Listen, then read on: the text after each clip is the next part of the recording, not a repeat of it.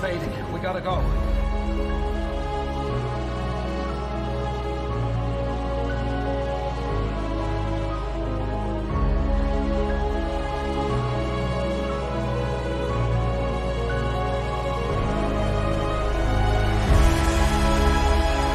I'll get my car. I brought mine. Yours.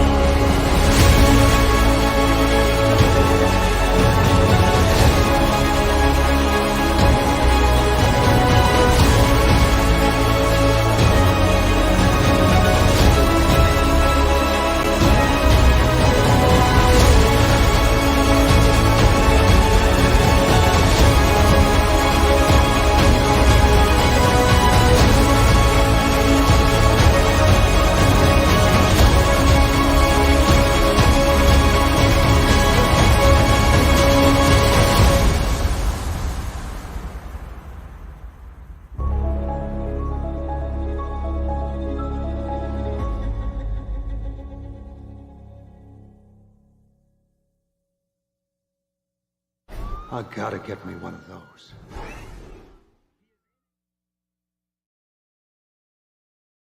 Socks, I just want to let you know, I start all my Winnie the Pooh Blood and Honey videos like this. I am not doing this just because you're in the chat. You can go and watch my other Winnie the Pooh Blood and Honey videos. Pull that up. StreamYard is acting stupid right now. Winnie the Pooh, Winnie the Pooh, scary giant berry all flooded with blood. He's Winnie the Pooh, coming for you, sterile and peril, feral old bear. And an extra one for socks. Hello, and welcome to another episode of Bat Dance Discussions. So, we did a watch party for Winnie the Pooh Blood and Honey 1, and me and my guests tonight have watched Winnie the Pooh Blood and Honey 2 this week, and we have our thoughts about it. So, let's waste no time. You saw him earlier this week on the watch party for Winnie the Pooh Blood and Honey. He was the one who did not get drunk and over this film. Much love to you, Trey, by the way. Much love to you, by the way. And I'm really excited to bring this guy back on the show. And actually, he was on my Army of Thieves review this week as well. So please welcome as I bring on ZodWriter. How are you, man? Oh man, it's good. It's good to be here. It's great to see you. Great to see Socks and Guitar in the chat. Yeah, it's great to have you on. And yeah, great to see you, Guitar, or Socks and Guitar.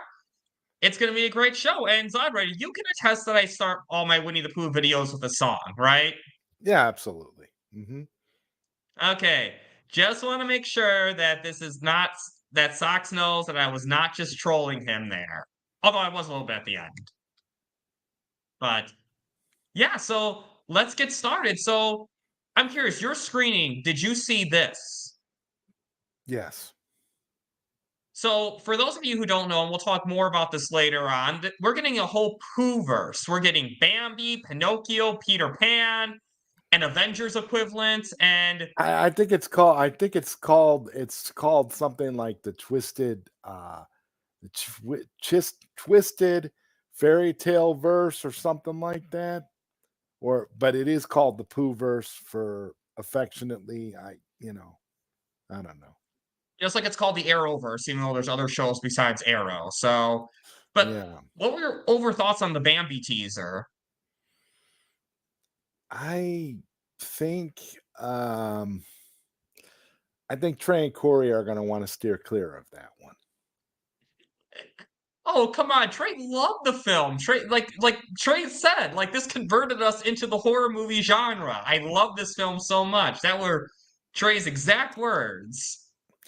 I don't know how to feel about it, man. I mean, I kind of I with the Blood and Honey movies, I kind of can see, potential there. I could see them doing tons of these movies, man, like the Friday the 13th franchise where they keep just milking it and doing more and more and more. But I don't know how I feel about Bambi, but I'm kind of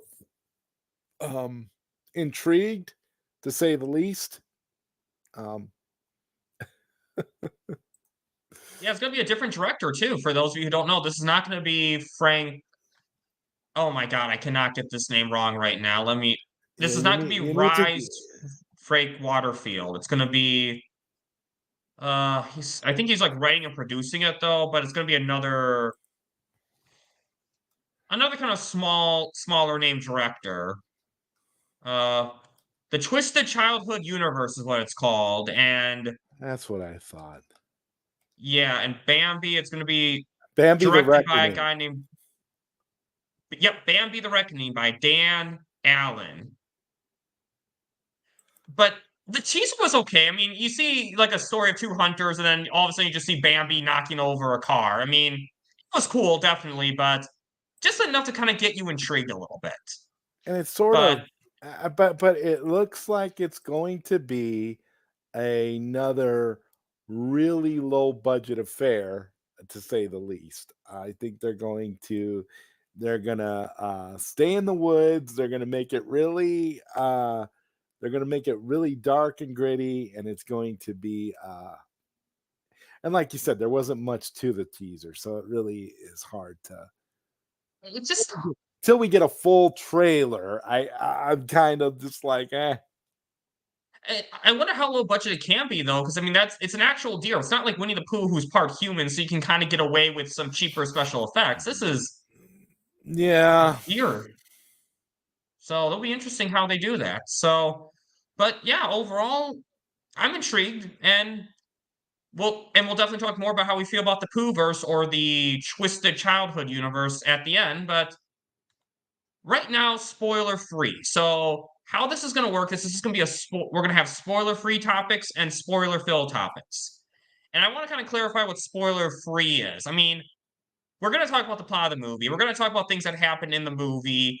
There may like what you may consider a minor spoiler may be in the movie. Like most things that happen in the third act, or not the third act, the first act, I don't really consider a major spoiler. I mean, would you agree with that? I agree. Yeah, so except for one character in the Pooh, one of Pooh's friends, I don't want to bring that up right away, even though that's in the first act. But overall, yeah. So just to clarify, spoiler free, but there may be some minor spoilers, so sorry. But now, opening sequence. I guess ZodWriter, what was your thoughts on the opening sequence of this movie? With the narrator, and then we can even say the kills The too. narrator, and then and kind of, when he was telling the story animated like in the first one, or you're actually talking about the first sequence with the camper and Both. the girls having their little slumber party. Both of those. I give them credit because because the animation was slightly improved from the previous film. Although I have to confess, I feel a little bit of a soft spot in my heart for the cringe worthiness of how they did the animation in the first movie. I just thought that was so like cool, how it was almost like stick figures the way it looked, and like here it's they're a little more fleshed out. They look a little more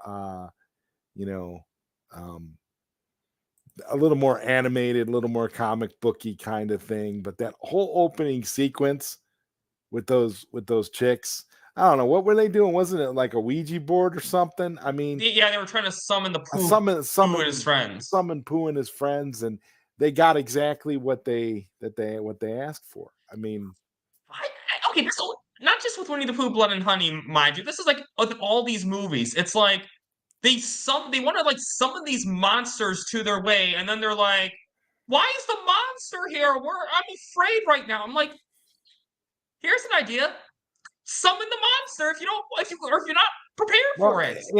I guess the rule, the train of thought on that is that they're not really trying to summon the monster. They're just trying to, scare themselves a little bit and have a little bit of fun. I mean, gotta remember these were all just stupid.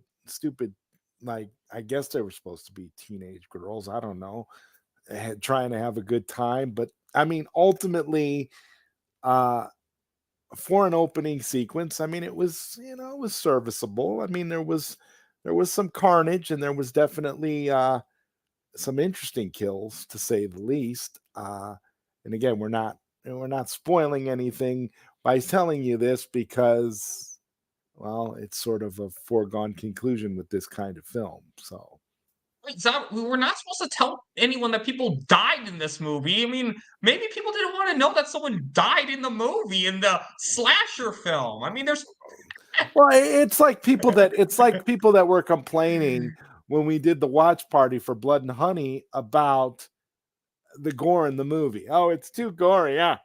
Well, I got news for you. If the first one was too gory for you, you're definitely going to want to steer clear of the second one. That's not a spoiler. That's a warning. Stay away from it. Just yeah. don't even waste your time, because you're going to be a lot more I would say a lot more grossed out, a lot more disgusted if you don't like gore. There was next to no gore in the first one compared to this movie. I mean, Oh yeah. they amped it up. They amped it up by about 500 for this one. So I would say that your best bet is, if you're not interested in gore, you're not interested in, seeing violent monster men kill people, I would highly recommend that you steer clear of Blood and Honey too. But that's a public service announcement more than a spoiler. I'm just Yeah. saying. But because there were so many people in the watch party who were outright shocked, and I'm thinking, my God, none of these people that are here for this watch party have watched any horror movies before, it looks like. Because, I mean, when you and I watched The Mean One, there was some gore in that. And I kind of feel like we had more of a crowd for that one than we did for Blood and Honey. But um, you know, Blood and Honey is not, but Blood and Honey 2, I'd say, is somewhat along those lines as being gory, or close to gore. But even still, Blood and Honey 2 isn't as gory as, like, say, Saw or something like that. But it's pretty. But I mean, it's up there. They definitely amp it up by comparison to the first one. I mean, I'm just speaking in terms of comparing this one to the first one. It's like apples and oranges. They're almost completely different, entities. And that surprises me more than anything else. Like, the way this one opened up, it's a completely different concept. It almost feels like a completely different thank you, Bat Dan, for reminding me of that, because I may have let that slip at some point. So thank you for that. Yeah, because they all had their little catchphrases. They all. Yeah. So, I'm just okay. It's gonna be a lot of fun to get into the spoilers, because oh yeah. it's sort of spoiler territory is gonna be fun. Oh yeah, and we'll definitely get in more to spoiler territory, but yeah, and then overall, I like the opening of this movie because I love how it starts with like the narrator again, just like the first movie, how it seems like it's gonna be like this classic friendly kids movie voice, and then it's not. Well, I don't know. I kind of, well, I kept trying to think if it was the same narrator, because they did switch actors for Christopher Robin, so I kind of was thinking that maybe this might have been a different narrator too, and I was trying to discern the difference in the voice, and I couldn't really tell if it was the same guy or if it was a different actor. I don't know. Let's see. Okay, the cast of this movie, the narrator is Toby Wine Davis, and this is the first movie is Toby Wine Davis. The second movie, the narrator is okay. I don't see the word. I don't see. My God, you can't find the cast list for Blood and Honey 2 for the narrator. And oh, here we are. Narrator. Oh damn, can't find the narrator. And the narrator is a bigger character in this movie, but a lot of these narrator voices sound the same to me, to be honest with you. But like when I say like the same, it's like the concept of it, where it starts as this friendly kids movie, and then it's like, no, not really. It's this adult horror film. And I did like the improved animation. I think they did a good job of kind of setting up the exposition too about Christopher Robin being a doctor and being isolated by public opinion. Because obviously, if I were to say that, oh yeah, this mutant bear and pig were killing people, it wasn't me who did it, people are gonna think you're crazy, right? That's just gonna happen when all the witnesses are dead. And then I like the opening sequence too. It was a good job of setting up the tone of the movie and introducing the new characters in this movie. Because in addition to Pooh and Piglet, who are both advertised to be in this movie, Owl and Tigger is in this movie. So it was a great way of introducing the. Yeah, I agree. But overall, I love the opening too, and I thought it was great. I thought they definitely spent more money on the opening titles and the opening title sequence this time than they did for the previous film, for sure.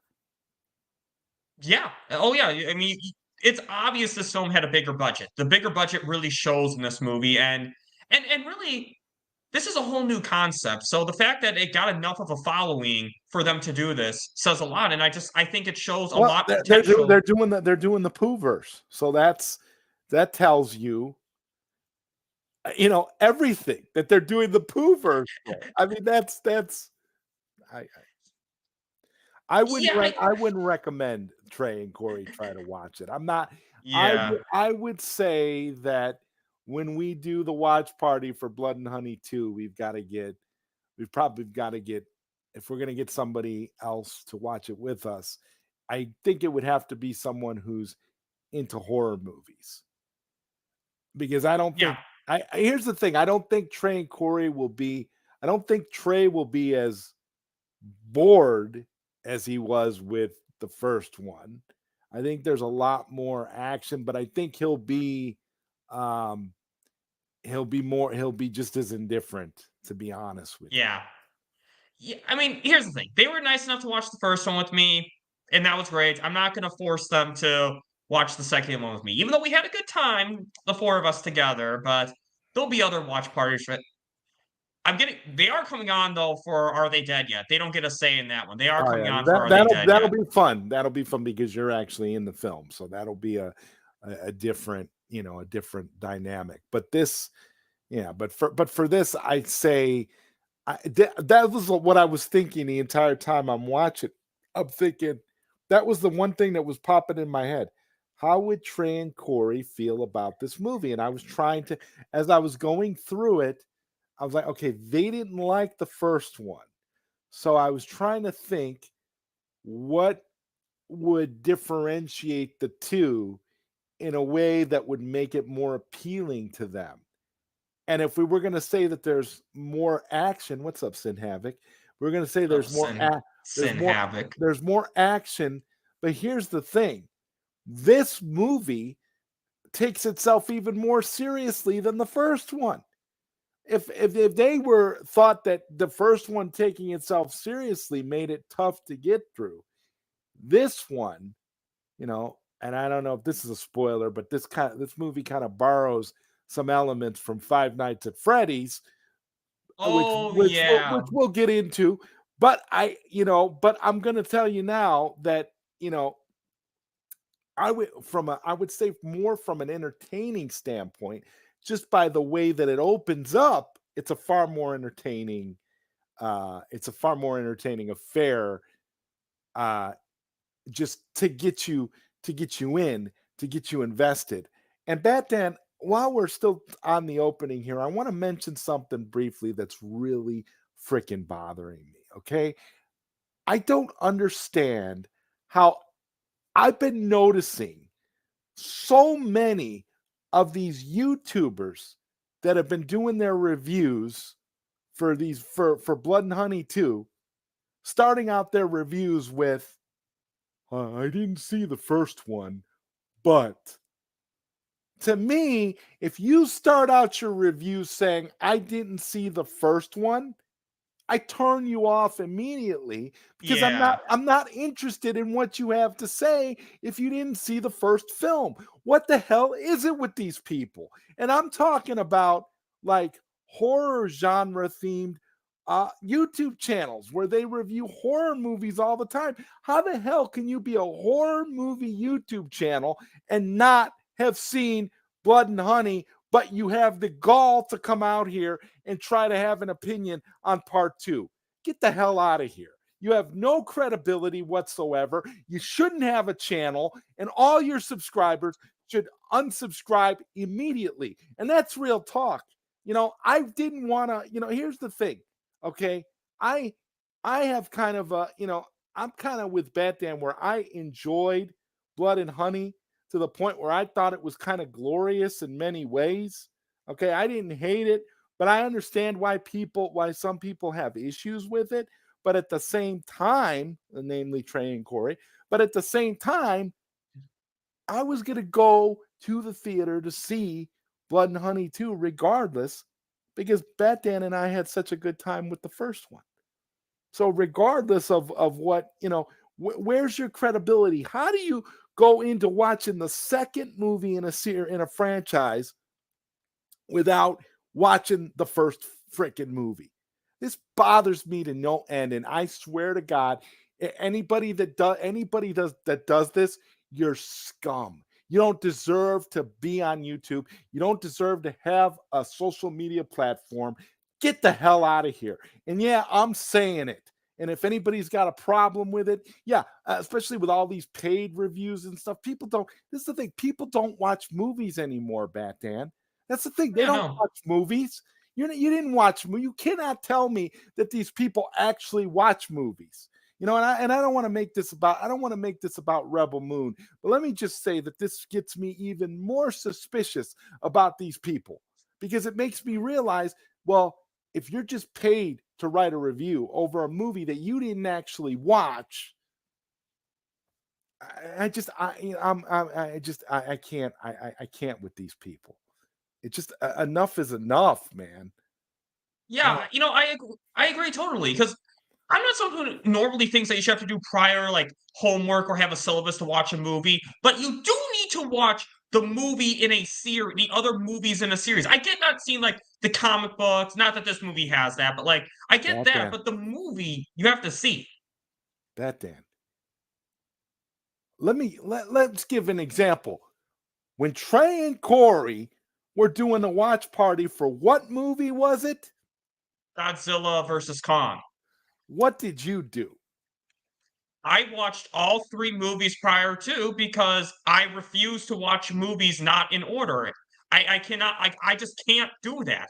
And I feel like if I do give my opinion on the Godzilla Empire movie, I would not have a clear conscience doing that if I didn't see the first 4 movies. And I went out of my way to do this. And here's the thing, ZodWriter, I didn't have to do this. I was just interacting with the chat. But if you are a YouTuber, if this is something you do on your platform, you have to make sure you know everything about the movie, like, as much as possible. And you need to do the basic thing of watching the entire movie in the series. Because here's the thing, a sequel is not required to make it make sense if you have not watched the first movie. That's not the requirement of the movie.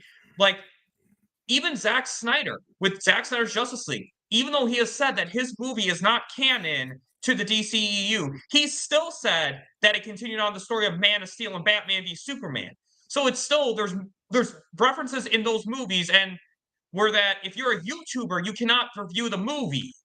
This is one of my of course we're gonna get into all this, but this is one of my biggest issues with Blood and Honey 2.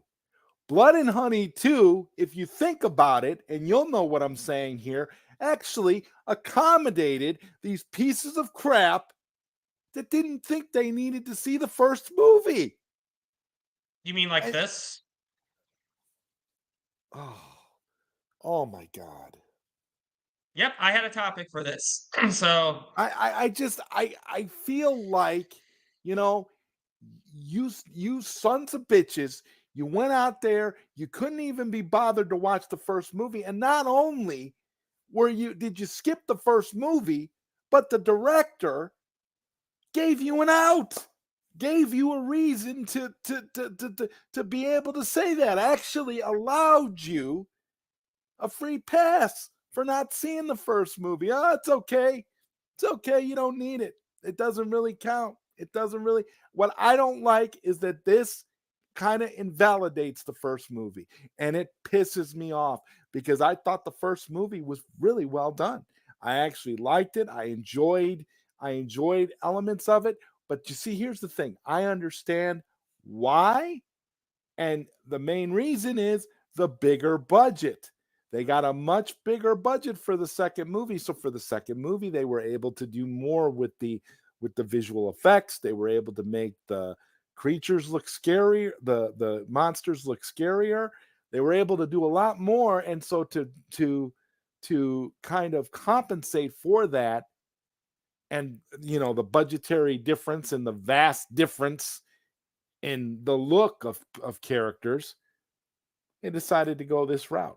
But by proxy, by doing that, you've made it easy for all the a-holes that decide, oh, we're not going to watch Blood and Honey. We'll just skip to Blood and Honey 2. Well, so here's my thought on this. So like I still feel like there's still references in that first movie for the second movie to make sense, but also the way I looked at it is that it was essentially a true story in that universe. It was a true story. So all the stuff in Blood and Honey 1 happened in Blood and Honey 2, but to me all it really does is explain the recast for Christopher Robin and explain the different appearance for Pooh and Piglet, but also keep this in mind. The movie that we see is not the exact movie, because if you remember when Lexi was babysitting that kid, there's a scene that he watches in Blood and Honey that did not happen in the actual movie, when it's like Pooh has some like catchphrase or something. Well, they only included that because because now they're allowed to use the catchphrases because the catchphrases are in public domain. At the time that Blood and Honey was released, I don't think the catchphrases were in public domain yet. So they had to wait till the catchphrases were in public domain in order to allow that scene in the. I'm not talking about the end of the. I'm talking about when he's actually watching a movie. He didn't Yeah, say no, catchphrase. yeah. No. I know what you're talking about. I know. Yeah. Well, I didn't think that was a catchphrase in the Winnie the Pooh lore. I thought that was just some like action movie catchphrase that they use. It's like, oh, I thought it was a thing for one of the monsters. Maybe I'm misremembering. basically, he's watching the movie. It's when the kid's watching Blood and Honey, the first movie, and he looks like the old Winnie the Pooh. He says it's okay, but yeah. So, but I also think they did that kind of way to make it seem like, okay, it's not just that the movie, it's not just an in-universe movie. But I mean, honestly though, I thought it was a clever way to address the recast, because you know how I hate recasting. You know how it bothers me unless there's a continuity. And that's why I say I'm going to say there's pros and cons to this. For your OCD about that kind of stuff, that's a pro. For the critics that are too lazy to watch the first movie and don't want to bother with it and think the first movie is beneath them, I say screw them. They shouldn't get an out like that. They shouldn't be allowed to come in fresh and watch Blood and Honey too. And that's why I say, no, I wanted it to connect. I was against the recasting of Christopher Robin for obvious reasons. I still don't really like the actor that they got for the second one. I think he. Oh, we'll I talk think more he, about but that we'll talk later. about him. But I know I'm jumping ahead. But this is, but no, there's positives and negatives to this making Winnie the Pooh, Blood and Honey a movie, when making essentially Blood and Honey 2 the actual story. Because I feel like Blood and Honey 2 is the actual story now, and that's fiction within the universe, because the story here is much deeper and it goes a lot further than the first one ever did. So I kind of have to take it that way, that yeah, first movie was a movie and this is the actual start to the story. So obviously they're going to continue to use this version of Christopher Robin moving forward, because he's also the actor's also like is also a producer in this he's universe also a producer too. in the universe. Yeah, so he has double duty, so he's not going anywhere. Yeah. Mm-hmm. And again, like I mean, I kind of liked what they did because of the recast, and I like that they kind of still differentiate the movie enough. But the big thing for me is that I look at the movie, what we saw the in-universe movie, is that all this stuff actually happens in the Blood and Honey universe, because they still reference the killings in the 100-Acre Woods. You still see that, and really, there's not much to connect from the first movie because everyone but Christopher Robin dies in the first movie. And yes, to clarify, there's spoilers for the first movie in this entire review. Like the first movie is going to be completely spoiled, by the way. That shouldn't have to be clarified, but I mean, everyone but Christopher Robin died. So you weren't going to have like the girls from who were staying in the cabin. No, they're dead. The only one who's alive is Christopher Robin, and he still had that trauma for what happened. He's still facing the fallout from what happened during those events. So I still feel there's connection to it. I think the only thing the in-universe movie is retconning is the appearances of the characters. But I think to me that's the only thing that actually gets retconned. I also just think that budget played a big role in terms of this, meaning that the reason why you can chalk the first movie up as a movie within the movie is because it's so cheaply made, it was so cheaply done. And I don't want to say that, that there's a night and day difference here, but in some aspects there kind of is. And that's why you can't really look at there's a big jump in. It's almost like, it would be like saying, if you took, I'm going to try to give an example. It'd be like if you did, I'll take the original, the look of the first Friday the 13th movie. And then you say you jump all the way to, Freddy versus Jason. There's a huge difference in look, difference in cinematography, a big difference in just in terms of budget, in terms of the things they were able to do, in terms of technology.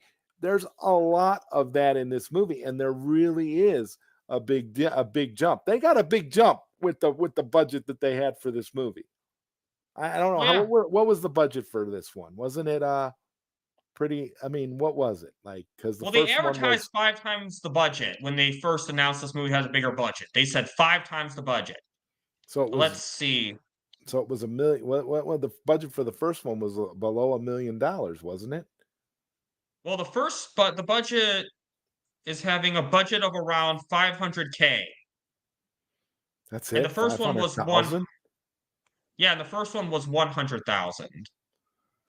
So really, they didn't even get $1 million. Okay, well that explains a lot. Yeah, they made these movies. They made that. That's a huge jump for budget for the movie. Imagine if you give this director $80 million to do the next one. It'll be another huge leap in terms of effects, in terms of look. And it kind of reminds me of, how I do with my Bat Games Thoughts Remastered videos. It's almost like doing that in a way. Could you imagine if they'd like try doing that with the original movies, like George Lucasing them up? But see, in a way, staying on this topic, the director basically future-proofed the first movie.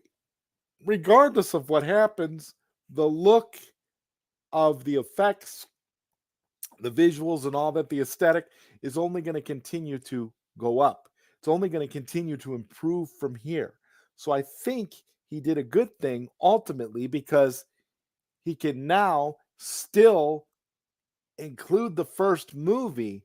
But now, if there are some retcons and things they want to do later on, like kind of how what they did, if there are some retcons and things they want to do later on, they can justify those retcons because, hey, the first movie was just a movie within the movie. So so all in all, I'm kind of in favor of it now after talking about it. I really wasn't in favor of it at first, but now thinking about it a little bit more and thinking about it in terms of where they have potential to go in the future, I think they ultimately made the right decision there. Oh my god, because you started so frustrated about it, and now all of a sudden you're like, but hey, that's why I love we have these discussions, because we discuss things, we discuss how things work, and opinions change. Because that's the thing with us YouTubers, is that we can change our minds when we have discussions. That's how good discussions go. That's how mature YouTubers behave. So yeah. But yeah, I think overall I like it because it justifies the recast, and we'll talk about Christopher Robin later on, but now I want to talk about this guy, Tigger, because for those of you who don't know, Tigger could not be in the first movie because he was not public domain yet, but because he wasn't introduced in the first book, because it was like the 1927 book. That's another reason why I think, going back to the other topic, that's another reason I think why they did that, because there were a lot of things in that. There are a lot of things in this movie that they were not able to do in the first movie just simply because of what you just said. So in that regard, in order to add more to the lore, in order to be able to flush things out, you got to have another way of doing it. And again, that's another plus in that column for the movie within a movie idea. Yeah, for sure. And I don't think this issue alone was a reason to do it, because you could just have another friend, but I think in combination with this other stuff, absolutely. And it was just so cool seeing Tigger in the movie, and I love how they.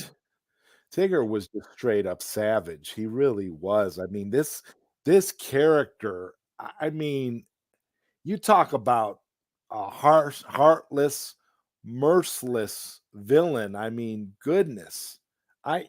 Man. Yeah, he's brutal in this movie, It's a toss up for me between Tigger and one other character that we'll get to a little later. But this is, he's definitely not to be trifled with. Well, it's even kind of implied that even the other characters are still somewhat afraid of him, because remember, Tigger was kind of in a little. He was in a cage or something. Yeah. I thought that was a spoiler. That's why I didn't mention it. No, that's not a major spoiler to me. He's caged up. He's locked up. He's locked up he's jailed, and he's. Yeah, that's first act. That's not a major. To me, that's not a big deal. No, but that reveal was pretty dope. They set it up. They set it up really well. Oh, well, okay, yeah. I guess I didn't really give Tigger a spoiler topic because I didn't think there was really anything Tigger that was spoilerish. But yeah, I guess that's a good point. The fact that Tigger's isn't the fact that Tigger's in the movie kind of a spoiler? I mean, maybe not. They literally announced it. Not if you've seen the trailers, and they've announced it. So my rules: anything that's announced prior to and in the trailer is not a spoiler.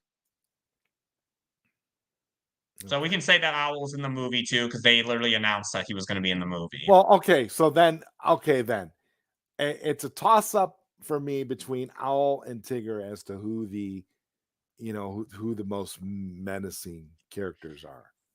You see, the thing with Tigger, what's really interesting is that you don't really see a lot of Tigger as much as Owl in the movie, but when you see Tigger, oh my god, he's savage. He uses those claws. The way he just uses those claws to, spoiler alert, kill people. Spoiler alert, Tigger kills people in this movie. Tigger decapitates people, and he does things that are just unbelievable. That's why I'm saying if you're shy with gore, like Trey, Corey, Brogu, certain other people, if you're shy about gore, Oracle,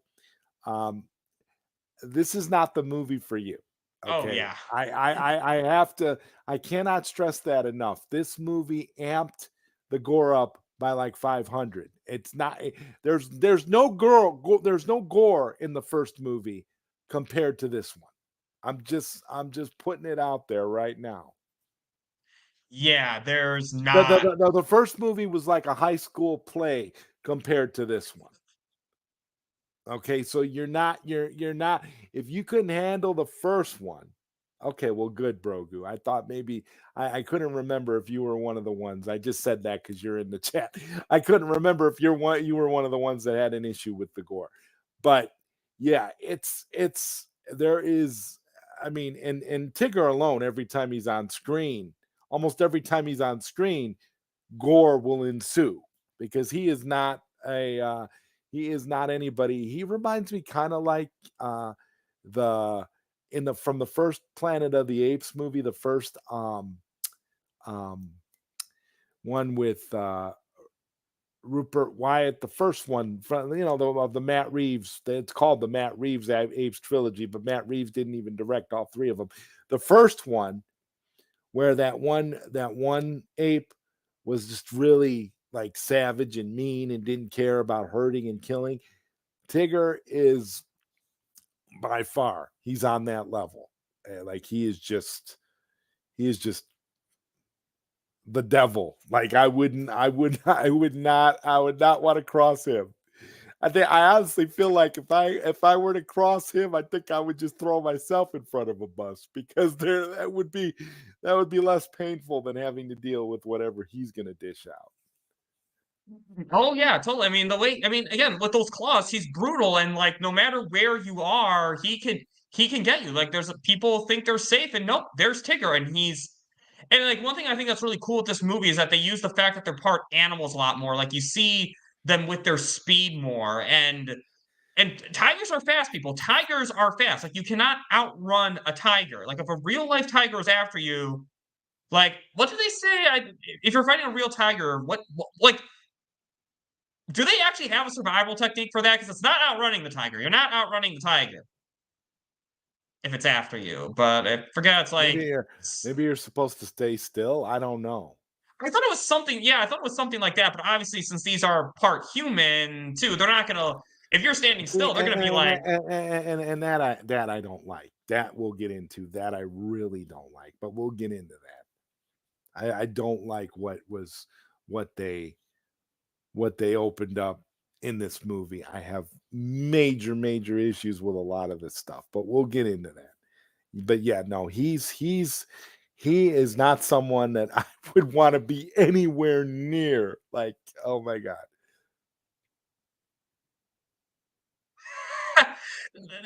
I'm not gonna do that to poor Trey. He already switched it up on my channel, and I give them a lot of credit for trying something different.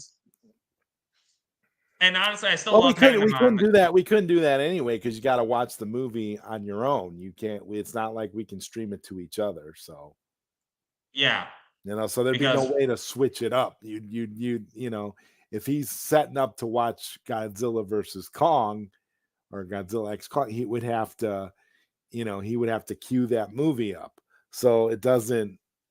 There'd be no way you could do. Oh like yeah, okay, yeah, no, there's no way that would. I mean, maybe unless because something I forgot to mention on that panel is all four of us is that I met all three of you guys in person. You're the three I met in person. If we all four get together, maybe that's what I'll do, Brogu. Trey's probably not watching this anyway, so maybe when we all four of us get together, I'll say, yeah, we're gonna watch Godzilla and Kong, and then we'll put up Blood and Honey 2. We'll do Blood and Honey too, since they saw the first one. That's what we'll do. So, guys, no one tell Trey and Corey. I'm sure they're not watching this review, so I'm not worried. So everyone, No, they got their own watch party with Koj later tonight, so they're probably not going to be checking. I mean, they're not going to catch this on replay either. I doubt they're going to watch this at all. So, guys, shh, don't say anything to them. It's a secret. It's a public secret.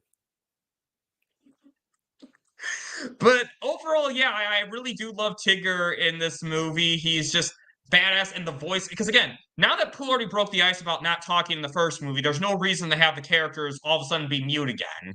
So I like that, like, all of them and Tigger all have these menacing voices now that, yeah, Tigger, oh my God. Like, it's so funny. You picture... Owl definitely had the most dialogue, but and then let's be honest, they didn't say much, but when they spoke, it was important, you know.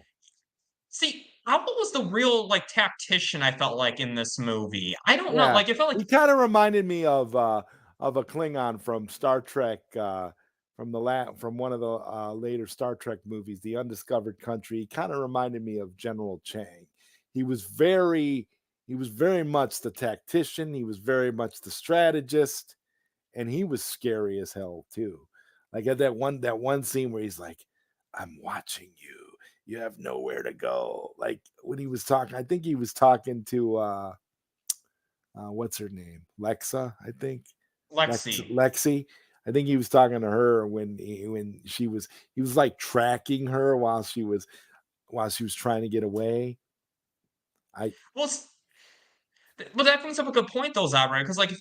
Because first of all, again, Owl can fly because he's an owl, or part owl at least. He can fly, and that comes into play in this movie. I mean, just there's like certain scenes for all you gore shy people, Owl, because he's an owl, he vomits what he devours. So that's a good... I definitely again gore shy people, stay away from this film. Definitely. Yeah, 100%. And again, I do want to just publicly say, Trey and Corey, I kind of pressure them to do that watch party with us. I even paid them in super chat, so they didn't really get much of a choice. But normally, yeah, if you don't want to watch a gory movie, don't be shocked if you don't watch it anyways and see gore. But yeah, but I thought that was cool though. I like that they incorporated actual physics of these animals into the movie. I thought that was something that was so cool, because even Winnie the Pooh, like classic Disney Winnie the Pooh, doesn't really do that too much, from what I recall. Like, I guess Winnie the Pooh gets honey, but like mostly they're just humans. They're just humans, basically, in terms of how they live. I mean, it's a psychological thing. When you're seeing Winnie the Pooh eating his honey, sticking his hand in the honey jar in the cartoon, what we're really seeing is Winnie the Pooh sticking his hand in the bowels of a severed head, eating the guts. That's what we're seeing. Oh yeah, well that's actually, we'll talk more about that, because actually that's a good point you bring up with Winnie the Pooh, and we'll definitely get into... Winnie the Pooh has himself has 2 or 3 topics in this review, so we'll definitely talk about him a lot. But I really did like Owl in this movie, because I feel like, again, he was kind of even though, so Pooh's the leader, like Pooh's still the leader. But Owl spoke the most. Well, yeah, I mean, think about it like this though.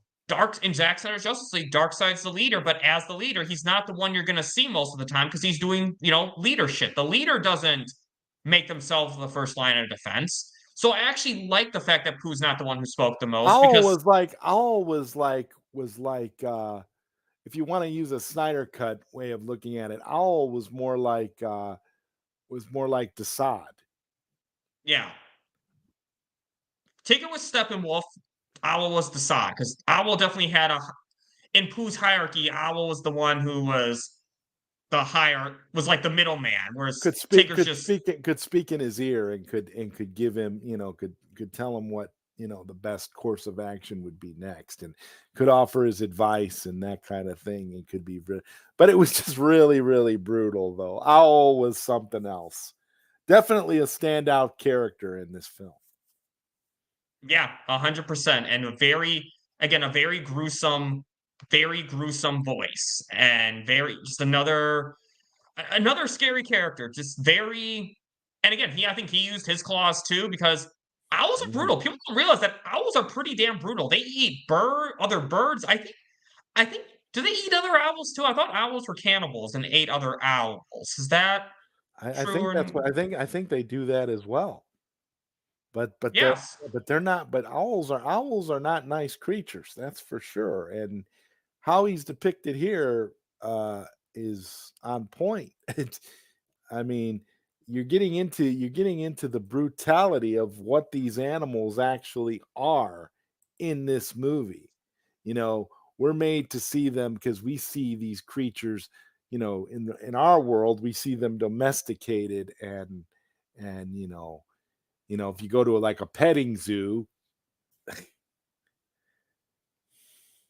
Yeah, going to a petting zoo. Yeah, they're domesticated because they have trainers who make them safe for children to pet. I mean, I love the shut aquarium. I've fed stingrays, but I can guarantee you, if I try to feed a wild stingray, I'm sure I get stung. Yeah, you'll be dead. Yeah, exactly. And then you go to aquariums, you can touch them and feed them, and it's really cool. It's like you feel like suction cups over your over your hand because you have to hold the But shrimp what like do an they ice do? cream Don't cone. they? Don't they like? But don't they like?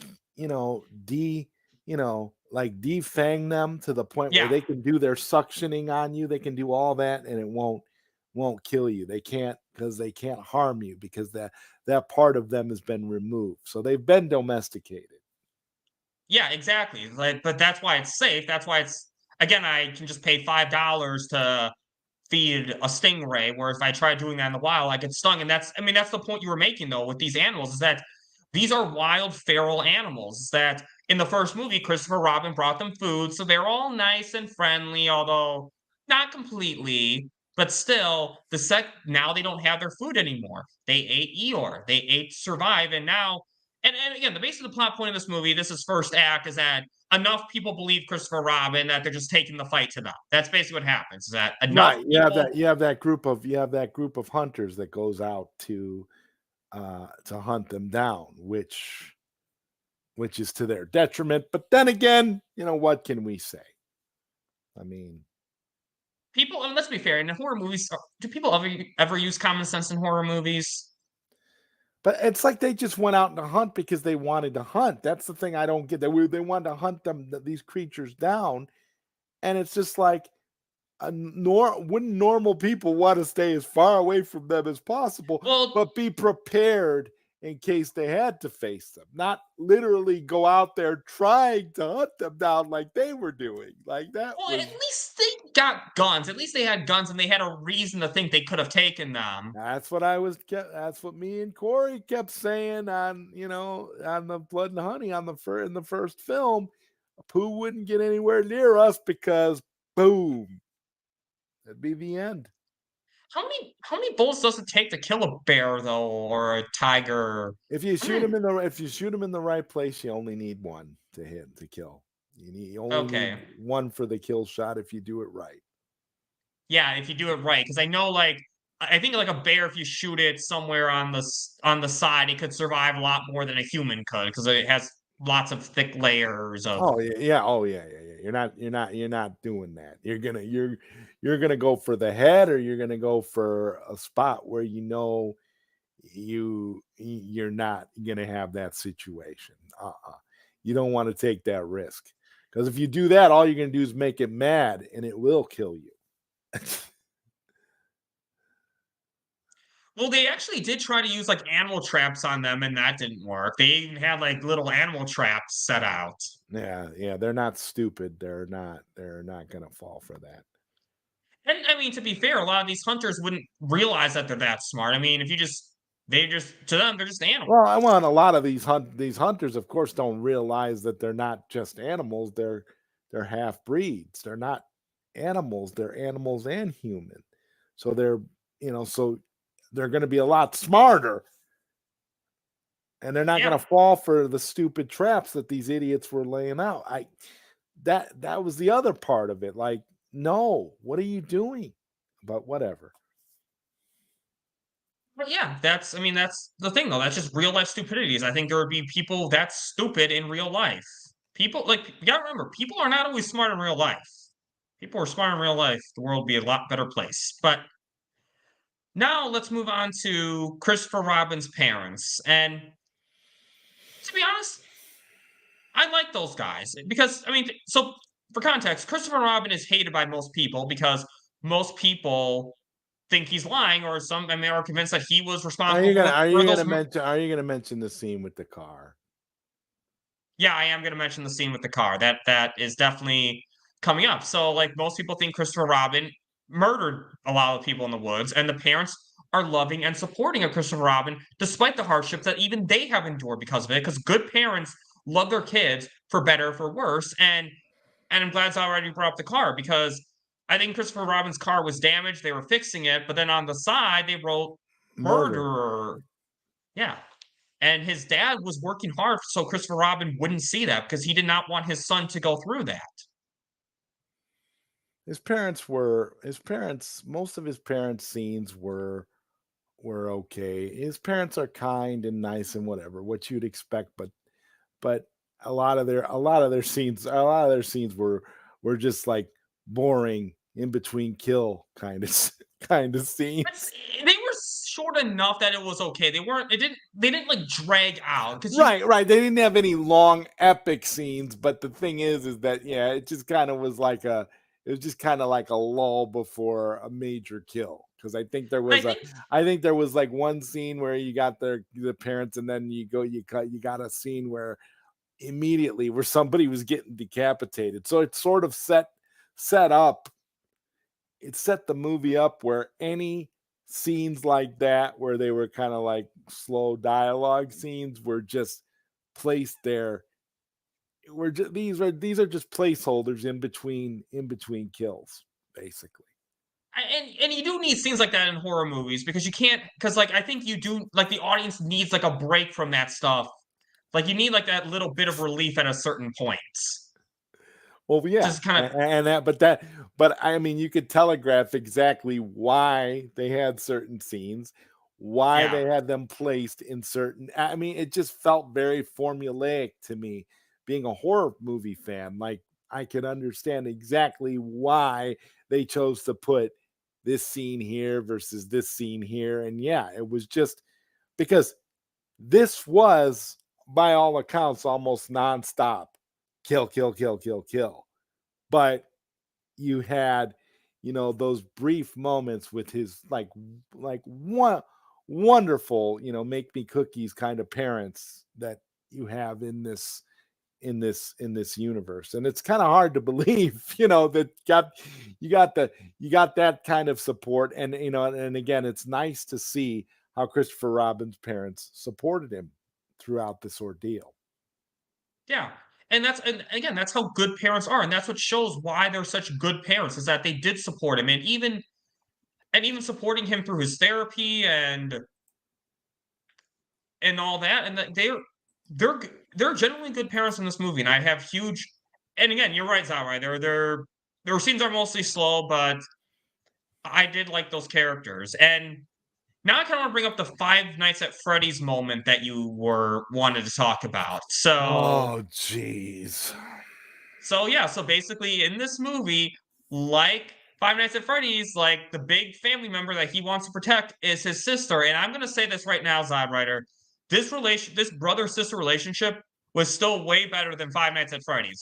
But it goes even further because it copies Five Nights at Freddy's again. It takes it even further. Oh It's not, yeah, yeah. it's not just the sister. Yeah, the sister is a part of it, almost to a T, the same kind of scenario, but further, they copy it even further later Oh on. yeah. Which we will get this will be I a topic coming up too. I I I was floored. I couldn't believe it. I was like, but why? Why? Like you don't need this. This is not, you know, and the whole thing. And honestly, Bunny became a bigger character throughout this movie than she really needed to be. I mean, she's even at the very end too. And I just sort of I just was sort of like at this point I was thinking to myself, wow, is she gonna have a future in the Pooh cinematic universe? Because at this point, you know, she's definitely young enough. She's like a baby now. She's definitely young enough to where she can grow up in this franchise with this franchise, depending on how many movies they're planning on making. No, I say with this character though, one thing too, at least unlike Five Nights at Freddy's, at least Robin never put her in danger to No, find his brother.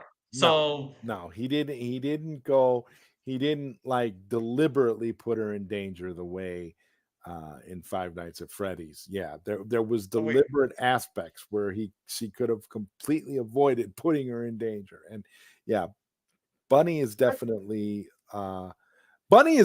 beloved and looked after in this film.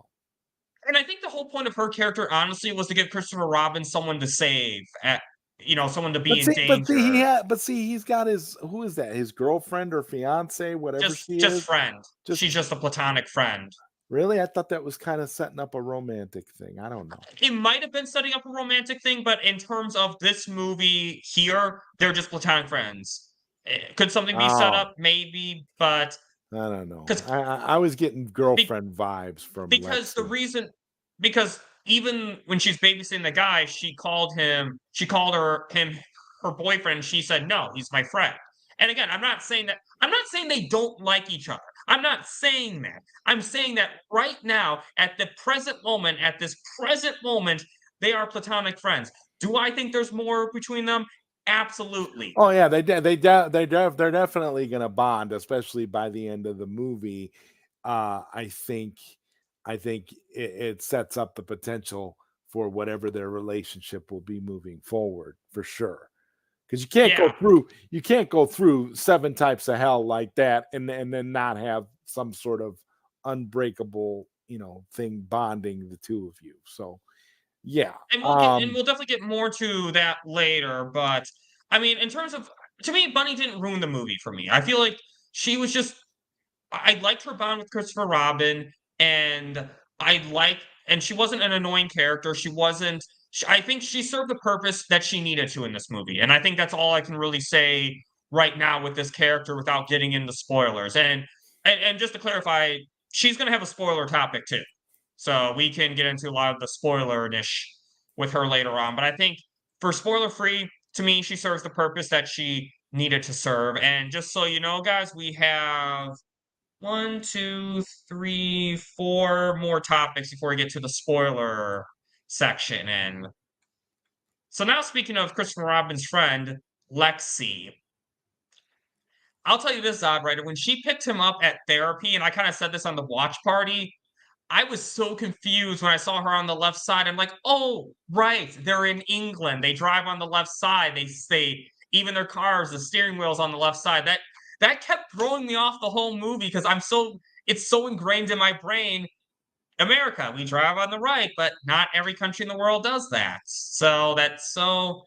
That threw me off when I saw Lexi do that. But I like the character. I think she was another loving, supporting friend of Christopher Robin enduring the hard times. And I like that she didn't give any bullshit with Christopher Robin. She's like, no, you're not pushing me away. I'm here for you. Right. I guess what are your overall thoughts of this character? I liked her character. I thought she was projecting girlfriend vibes onto him, even though she was you know explicitly stating that she was a friend later on in the film. But no, I liked her and I was glad she was there. I was glad she was there for Christopher Robin in terms of emotional support as well as and she's a pretty good fighter too, considering how how she was dealing with certain aspects of the movie as well. It's hard without spoilers. Yeah. Don't worry. Yeah, well, to be fair, I think ZodWriter's come closer than I have in a lot of ways. Although I did do the Tigger one, so yeah, we're both even. I'd say we're both even there. But yeah, I'll say this: I think one punch against these animals I would be dead if it was just one punch with me. Yeah. But yeah, again, I like Lexi's character too. I think she was a great character, and we'll definitely get more to her in the spoiler section. But now, and again, so just to clarify, this has a spoiler section. So we will get to the spoiler section of this later How do you on. want to talk about this without it being spoilerish, though? I mean, I don't know how you do. Well, I mean, so we don't. I mean, this is the beginning of the movie. He's going to therapy. He's getting flashbacks of his brother missing. I guess before like the big reveal, how'd you feel about the pacing of this subplot in relation to the movie? That's kind of most of what. I hate the pacing and I hate the subplot because it reminded me of Five Nights at Freddy's. I don't like this subplot at all. I think this subplot should not be in the movie. I don't like what they were going for here. If I'm being completely honest, I think it was lazy on their part. Honestly, it bothered me. I genuinely sat there irritated by this. I was like, why are we doing this? Yeah, and yeah. So not too much to say. We'll definitely talk more into the spoiler section. I'll just say, to be honest, I didn't even pick up the Five Nights at Freddy's connection until you said it. But now when you said it, yeah, that's exactly what it is. But again, at least Christopher Robin did not put his sister in danger to try to find his brother. And there's actually another Five Nights at Freddy's comparison we'll get into in the spoiler section about how I know they what did you're it about to say. better. I know How they what did it. you're. I'll just say they did it better than Five Nights at Freddy's. So now Christopher Robin. And so ZodWriter, do you know who Christopher Robin, what his background in the spoiler-free section, about how everyone hates him, about how he can't even do his job because of public opinion? Do you know who I thought of when he in the hospital? Even before the news, even before I saw this week's Invincible, mind you. I thought of Ezra Miller when I saw him at the hospital with his boss talking to him, saying, "Hey, we know you're not a murderer, but public opinion is so against us, and his friends don't want him at the party." And the whole time I'm thinking, "Oh my God, this is Ezra Miller. This is exactly Ezra Miller, a good person who's being defamed and who's being accused of things." Yeah. And There were a lot of ties, a lot of elements I saw that reminded me of people. I will just say that. yeah, and I'm sure, and again, I don't think the director was necessarily going for this exact in comparison. I thought, just I'm a Zack Snyder. We're both Zack Snyder I fans, mean, and I there were elements where I thought the director was directly speaking about you, which would be ironic considering that you really want to interview him. So I'll just say that. okay, well, you'll definitely talk about that when we get to the spoiler section No, because I I'm won't. here. I'll talk about that after the show. I won't talk Okay, about that after the spoiler sounds section. good. Because now I'm kind of, yeah, now I'm very curious about that. But I mean, so Zonra and I think we're gonna kind of disagree on this one a little bit. I actually like this actor better than the first one. Okay. Here's the thing. I had an issue with the actor, with the change of actors before I saw the movie and before I realized, the in-universe reason for the change. And now taking that into context and understanding why they did that, knowing now there's no way that the actor from the first one could have came back. Now I'm I'm kind of indifferent. It doesn't really bother me as much as it did because he's I think he's a little less He reminds me a little less of Christopher Robin and more like just somebody going through a lot of crazy mental issues. Whereas in the first movie, I felt like the actor kind of reminded me a little bit of Christopher Robin. Like I felt like if they really wanted to blow us away, they should have got Ewan McGregor to come in and play Christopher Robin for this movie and just I de-age don't him. think Because honestly, you're really at this point. It's like the guy that they got. I think he's okay. I'm not gonna try. He's okay. I don't know. I guess maybe because I did like the actor in the first movie, but again, the in-universe version, the in-universe reason was enough for me, and I'm okay. I'm okay with the change. I'm okay with it. you know what's funny though? The Blood and Honey official account actually implied that there was going to be a continuity reason for the change early on when they first announced the casting. Someone commented under the Blood and Honey count, "Why the recast?" And the Blood and Honey count was like, "You'll see." And I'm like, and I even like kind of said, "Wait, is there an in-universe explanation?" And he kind of like liked my tweet or something, if I recall. I could be remembering this wrong, but so the Blood and Honey count applied early on. There was going to be an actual explanation for the recasting conversation. But I will say one criticism I did have with the actor is that there were certain points where he was smiling where I felt he shouldn't have been smiling. Like when he got fired and I'm when he glad. got I'm glad you caught that too, because in my mind that was just bad acting. That was just amateurish acting, and I just chalked it up to that as another reason why I don't really like him in this role too much, because he's just he's not really. It's like this guy. We know he's a producer and he's an actor. Here's the thing. I think he's more of a producer than an actor. I don't really buy him as an actor. I would have liked somebody else if Christopher Robin was going to be replaced. I would have liked somebody else to take the role, but I got over it so that it wouldn't completely take me out of the movie, basically. So that's why I can say now I'm fine with it, but I'm glad you also caught that too, because that bothered me as well. That made no sense. What are you smiling about? What is there to smile about here? I hated that. I was like, dude, seriously, you are deranged. You have some serious issues. Big time. Eh. yeah, yeah, yeah. Might, I might, feel like might as well just to start hysterically laughing as you're walking out. At least that would have been a little more believable, because you're I having mean, like a mental breakdown. I think Maybe, there are only like one. maybe he was smiling to keep from having a mental breakdown. I don't know. See, that's why I didn't completely take me out of the movie because I thought, okay, well, maybe that's what he's doing. He's trying to smile to hide his emotions a little bit.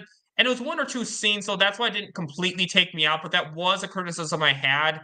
But I Yeah, did, but I did like the character's chemistry with his sister. I liked his chemistry with Lexi, and I did like, and I know I did. I had mixed feelings about his story because, like, I mentioned the brother subplot and why he's in therapy, but to me, he just needs to be in therapy because of what happened in the 100 Acre Woods.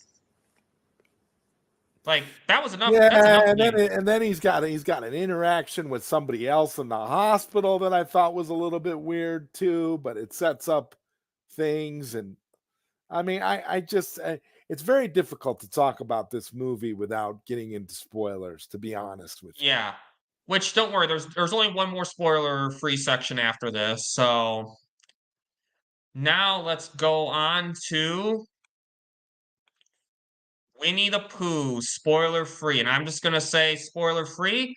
I love how they apply the fact that he's a bear. I love how you see him use like him running on all fours at a certain point, chasing people, reminding everyone he's a fucking bear.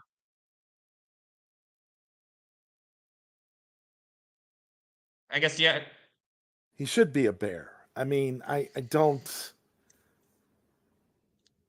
I don't know. I'm gonna you're I'm not gonna say anything else until we get into the spoiler section, because Okay. Well, I mean, I'll say this to be fair, the spoiler warning.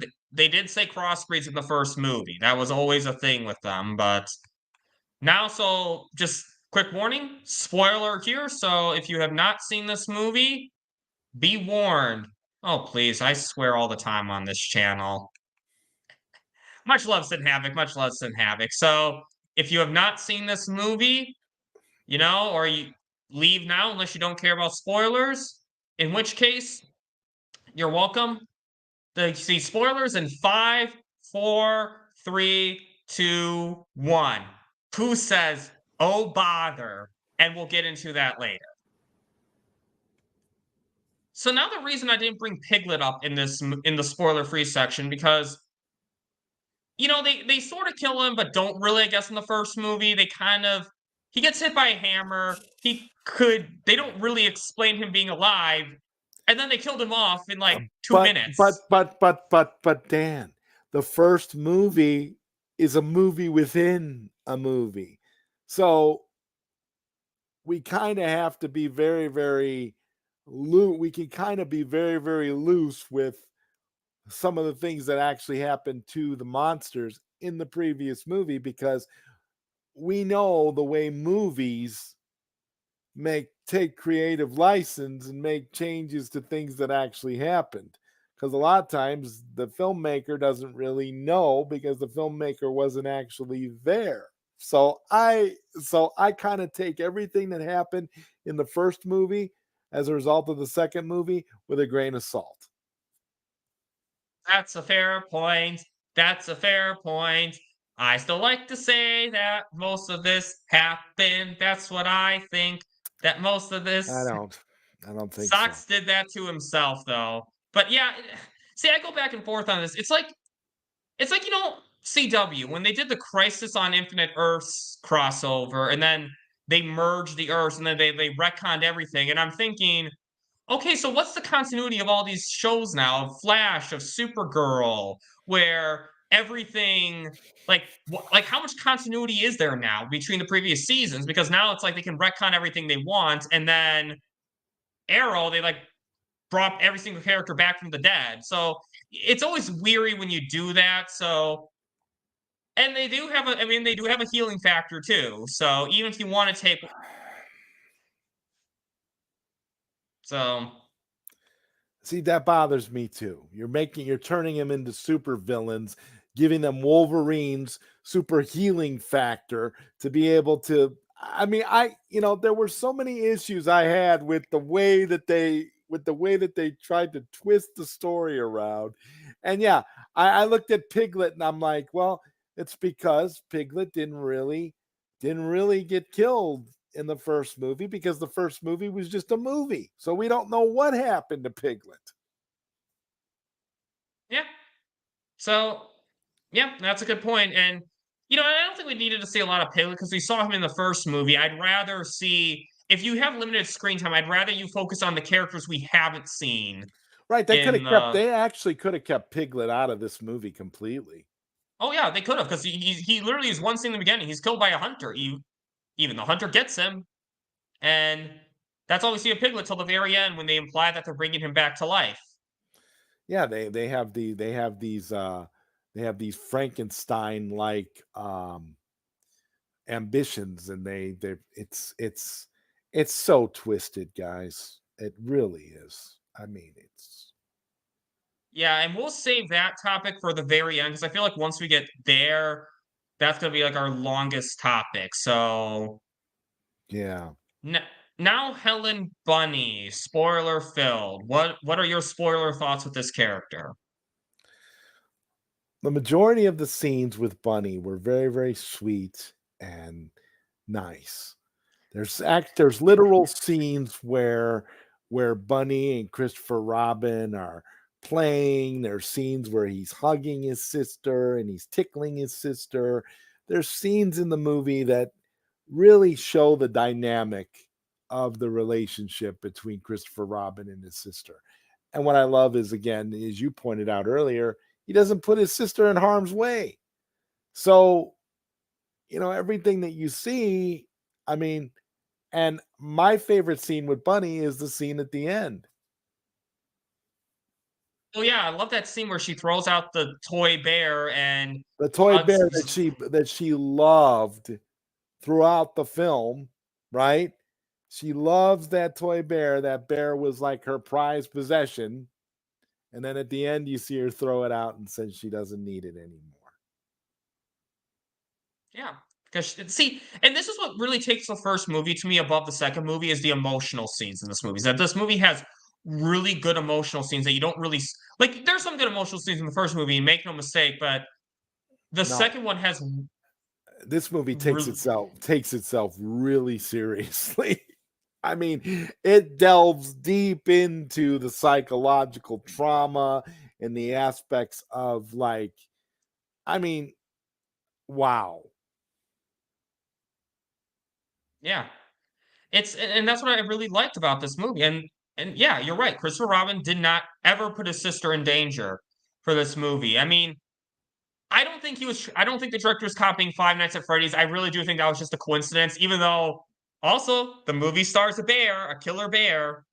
So, No, but see, then you get into the subplot about the brother, and it's just like, listen, man, I'll hold that. you've gone into a whole nother aspect that we didn't need. I I hate this aspect. I really do. He's Yeah, actually not he's actually not Winnie the Pooh, guys. He's not Winnie the Pooh. He has another name. yep, Winnie yep. the Pooh has And another name, ladies and gentlemen, and that is a spoiler. He has another name. yeah, when we'll get into that late, we'll get into that very soon. But now, God, I swear this thing is so. StreamYard is so annoying sometimes when you try to change topics. There we are. So now, Christopher Robin's parents mostly had boring, dull scenes, except at the very end when Pooh, or was it Pooh? I don't remember. Was it Pooh or another creature that came in? Was it I Pooh? think I want to say it was Pooh. Yeah, I think it was Pooh himself when Pooh killed his own parents, if you really think about it. Which we won't rant too much about that aspect now, but yeah, I mean, and that's what I like though, is that they showed Christopher his parents enough that when they do die, you do care a little bit. You do feel bad that they're dead.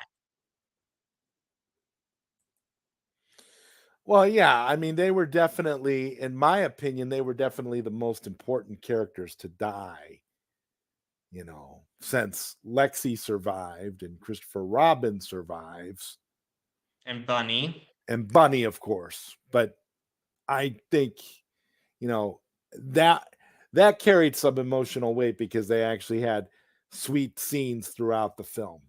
They're very kind, supportive parents, as we pointed out earlier. So, yeah. And you wonder what's going to happen now. Now, I mean, well, I guess now, see, that's, I guess, where the Five Nights at Freddy's comes at the very end, because my guess is Christopher Robin's going to be Bunny's guardian now. So, Oh wow, big surprise. And he's gonna have to work at this amusement park kind of place, like a Chuck E. Cheese type of establishment. And basically, Pooh and the other half breeds are gonna haunt the animatronic place. It's gonna basically be like another Five Nights at Freddy's, but it's gonna be more popular because the PoohVerse is bigger than Five Nights at Freddy's. well, not box office yet, but, but we'll get into that. But now let's see. See, here's why I think they didn't get them together, because again, it's a hard thing when you have this kind of selective continuity with the first movie. But again, for the way for me to watch, the way I process this is I assume most things in the first movie happen in this movie unless they say otherwise. Right, And and I think Christopher Robin lost his fiance in the first film. yeah, so you couldn't So, have them be together this quickly. They needed to just be friends for now because he would have moved on from his other love interest, so his fiance, way too quickly. And that was like a criticism I had with The Boys, honestly. Season one is that the whole thing, Huey's trying to avenge his girlfriend, and he falls in love so quickly. I'm like, geez. So I like that that's why I'm glad that Lexi and Christopher Robin were never officially an item, that they were just friends in this movie, with the implication that they like But each there's a other. lot of stuff that happens in the movie between them, and a lot of conversations that imply that there's something more to their relationship. Oh yeah, She absolutely. she can say, "Oh, we're just friends right now," but ultimately there's more. It's developing, it's an ongoing thing. Yeah. Well, I guess what's one conversation that really stood out to you that you see them as more than friends? There was a scene where they were talking. I think they were talking on the phone just prior to the scene where you see Lexi babysitting the boy, and the boy is watching Blood and Honey on the TV. Yeah. The first Blood and Honey. Yep. With the added scene that you don't see in the first movie where he's like, it's where Pooh says, I don't even remember what he said. Like he What said did something at but he said said it in almost like a catchphrase kind of a way. which that kind of retcons the first movie because in the first movie they don't talk. So, and that's actually because of how they explain it. That's like the one time they don't get that excuse of like the first movie was just an in-universe movie. I'm like, well, no. Now you're saying that happened in that movie because you're seeing it on the TV. She's a fun babysitter. I will give Lexi that. She's a fun babysitter. You know, seeing her running around chasing the kid and then being freaked out by what she sees on the TV was pretty cool. And you know, there was and then it's like you kind of and then I believe, if I'm not mistaken, that's kind of where you start to get into the more lore aspects of it, where you know Owl is kind of skulking around looking. And I think that kind of how it happens, you know. Doesn't that happen after the babysitter Yeah. scene, where she's kind of like where she's running around chasing the kid, and she's a very fun character. I will say that about Lexi. We're talking about Lexi right now. She's very fun. Yeah. Very fun. And I like that scene where she's babysitting the kid and they're hiding in that tent and the kid uses that camera to find Pooh to prove that Pooh exists, which I find funny in this age of AI. Video proof is not going to be proof much longer, people. Right, right. You'll be able to make any video of anybody doing anything. You're not going to be able to prove nothing anymore. It's insane, you know? But yeah, and Lexi was smart the way she got them out of there. It's like she was able to time it right with the kid to get them out of there. That's my line. Oh, with Tigger, that was with Tigger, right? When the police were in the tree and they said, "Let's bounce." Yeah, that's my line. Which I am disappointed we didn't see Tigger actually bounce at all. I wanted to see Tigger actually bounce on his tail. Well, yeah, they're trying to emasculate your childhood. They're not trying to murder it. Yeah, fair enough. Fair enough. But but I like that they didn't kill her off because I'm like, this is a good character who I think has potential for a sequel. So I'm glad they kept Well, her living. he needs, okay, here's the thing. Christopher Robin needs the girlfriend, needs the romantic interest. She's too cool of a character. They established her as being too good of a character to kill off, because again, they have a relationship that is brewing. If you kill her off now, their relationship ends and you have to start Christopher Robin off with a new love interest in the next movie. And that's just pointless. You created somebody very likable. You created somebody that fits the timeline. You already killed off his fiance in the first movie within the movie. So you don't want to have Christopher Robin having to start off again with new women each film. So I'm with you. I'm glad Lexi survived. I think she's a cool character, and I want to see them do more with her in the future. Yep. Same here. So now I'll be right back, but I'm gonna be watching on YouTube so I don't miss anything. But I figured now would be a good time to have you go on your rant. Oh my God. Okay. The big problem with the retcon of the creatures. Here's my issue. I want them to be animals. Period.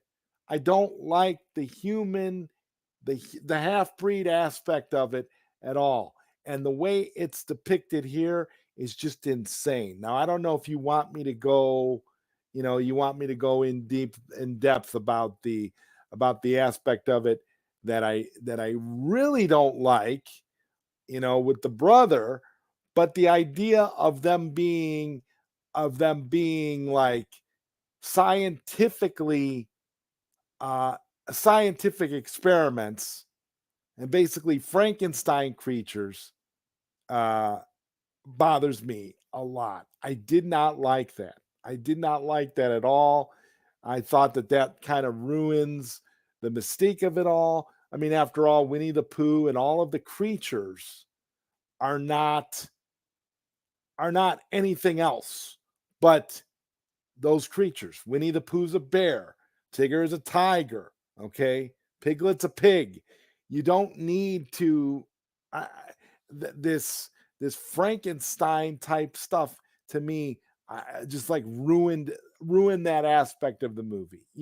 I feel like they needed to keep some of the mythology and mystery, and I think the route that they chose to go in was just horrible. I didn't appreciate that at all. That bothered me a great deal. And and it's one of the reasons why I rate the first movie higher than this one, because they did so many things in this movie that I just thought were nonsensical that they didn't need to do. Not that on a technical level, so many of the aspects of this movie weren't better, but some of the ideas that they just decided to go with, to me, made no sense. And I'm very disappointed. I'd like to see, hopefully, this is something I'd like to see retconned again, actually. So hopefully, maybe in the third one, they'll retcon this aspect of it, because we might as well have said that these creatures actually came from, some green ooze like the Ninja Turtles, and they were, born in the sewers, and they just spawned into half human, half animal.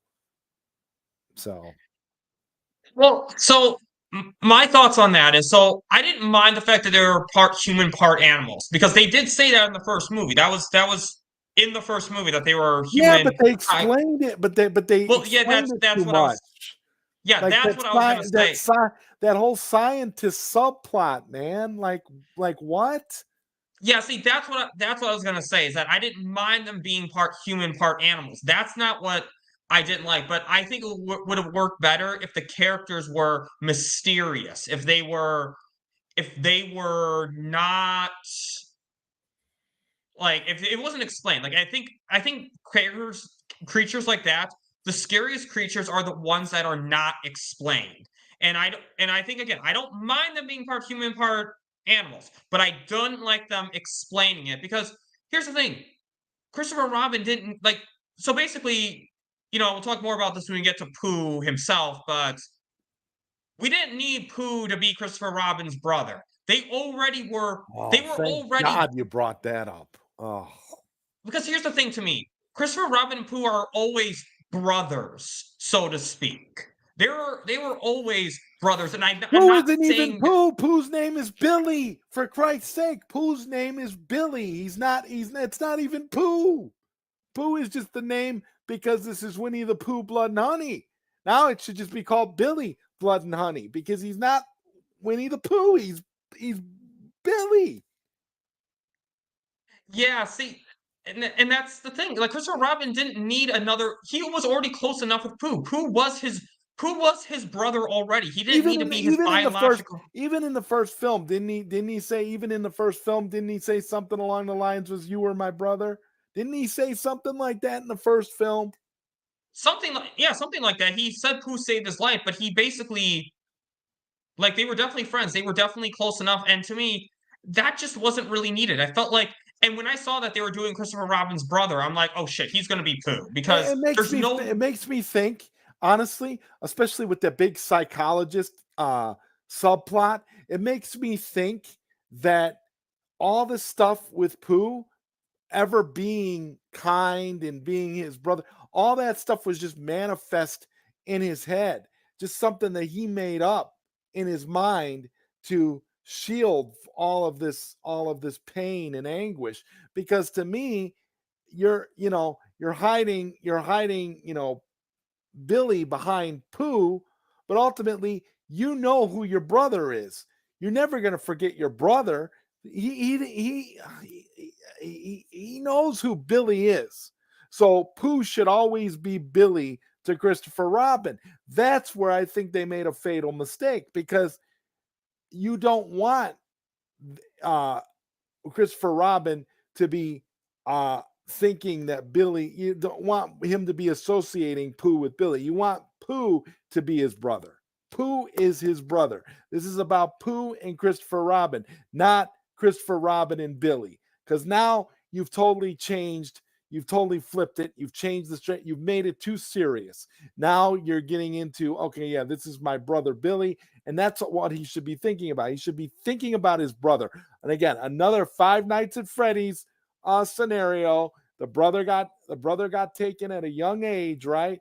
And he didn't know, so this is how he's dealing with the psychological trauma. Yeah, so that's, I mean, that is the one aspect of the film I did criticize. It's like, it's almost things that didn't bother me at first, but when I thought about it more and more, I'm like, okay, yeah, that didn't.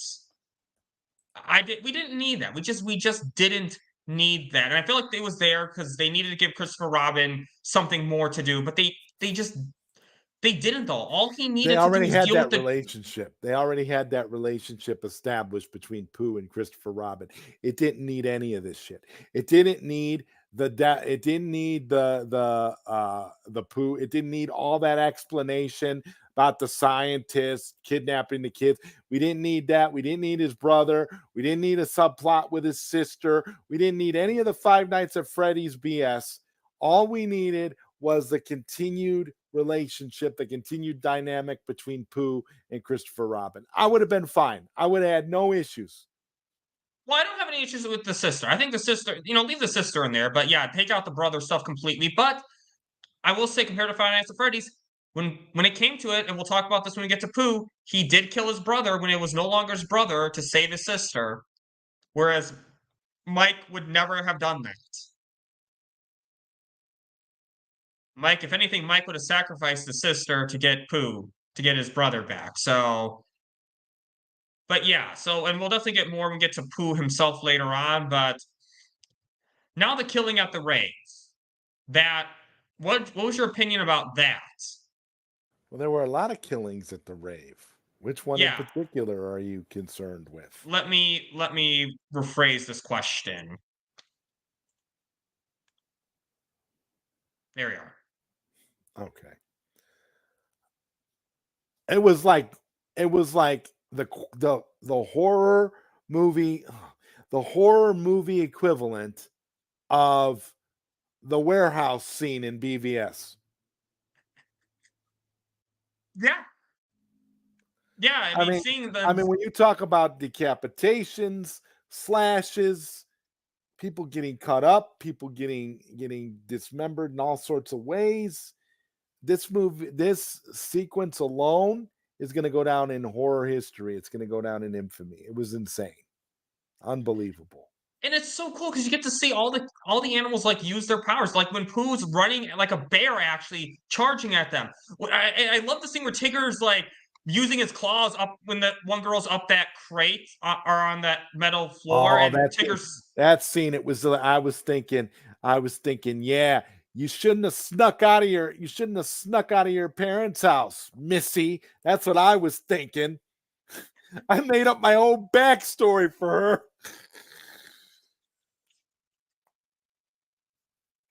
Oh, I love that, Zod. I love that. That's And I'm thinking you should have let Christopher Robin stay. All those meanies left out Christopher Robin, and I love that one of them at least apologized to him before she died. She's like, "Sorry, we didn't believe you. Sorry, we accused you of everything. Yeah, you're damn right. You're sorry, you bitch." Here's the thing. Nobody, and this is another problem issue I had with the movie. Now that you mention that, nobody in their right mind should look at those killings and look at all that carnage and look at Christopher Robin and think he was capable of doing all of that. Number one, the physical strength it would have taken to pull off the majority of that crap should have instantly ruled Christopher Robin out completely. So Yeah. anybody that thinks that Christopher Robin did any of that needs to have their heads examined. Yeah, well, to be fair, in this age of social media, leaps of logic are not really that far off. I mean, let me clarify. I think that was actually pretty stupid of them, but I think that stupid was pretty realistic of stupid people. I'm going to agree with you, but ultimately it just comes down to when you see that guy in every scene that we see that guy in, does that guy look even remotely capable of doing any of the things that the monsters do in this film? I mean, I'm like, at least give us a Christopher Robin that looks somewhat capable of doing these things to justify the belief of all these crazies that Christopher Robin does these things. But when you literally see how meek and essentially pussified Christopher Robin is throughout this entire movie, I don't get it. He's more of a weakling in this movie. In the first movie, he at least had some depth to him. In the first movie, he actually looks like he could pull off some physical stuff. In this movie, I don't think he could. It's just not freaking believable. He does actually get a kill in though. You know who I know, but you know who Christopher Robin reminds me of in this movie?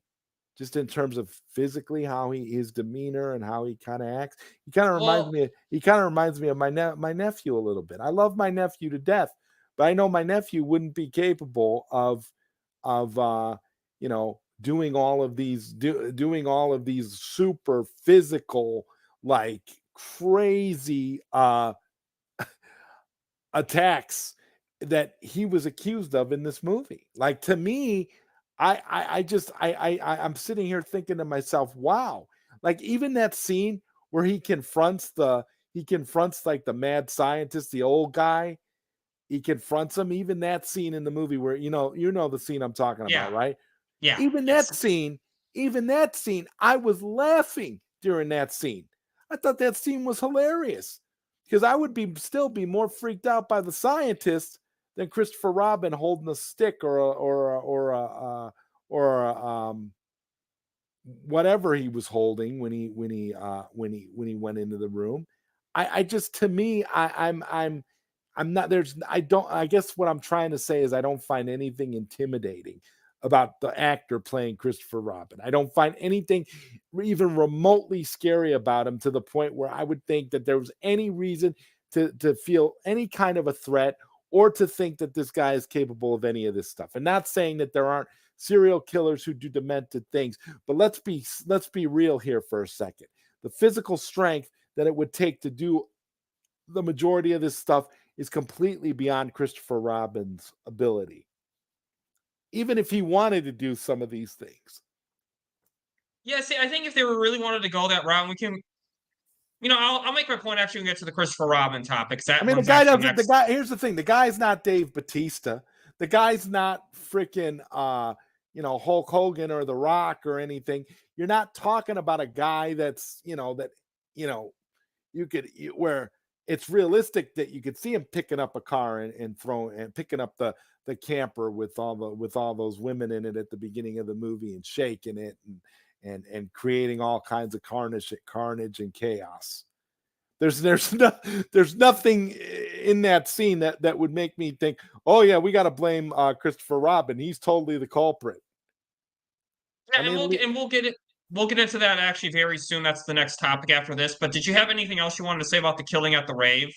No, I just thought it was glorious. I think to me, that was the standout scene in the film. Yep.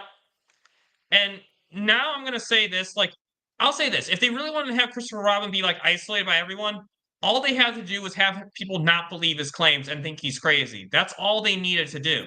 And that would have been, to me, that would have been enough for me to believe that he got fired at the hospital.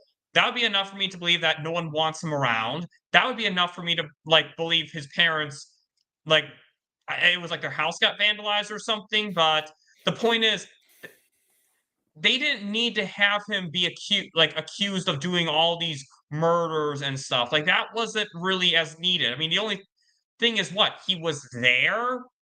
I mean, like, I mean, well, then again, the first movie, we don't know what happened. Like, okay, maybe if the first movie had happened, I would have believed it more, because again, with the retcons and stuff, anything could have happened there, because there wasn't as much physical exertion. But the second one was, and actually, ZodWriter, now that you think about it too, that's why the bigger Christopher Robin looks big and buff, because people believe that Christopher Robin could do those stuff.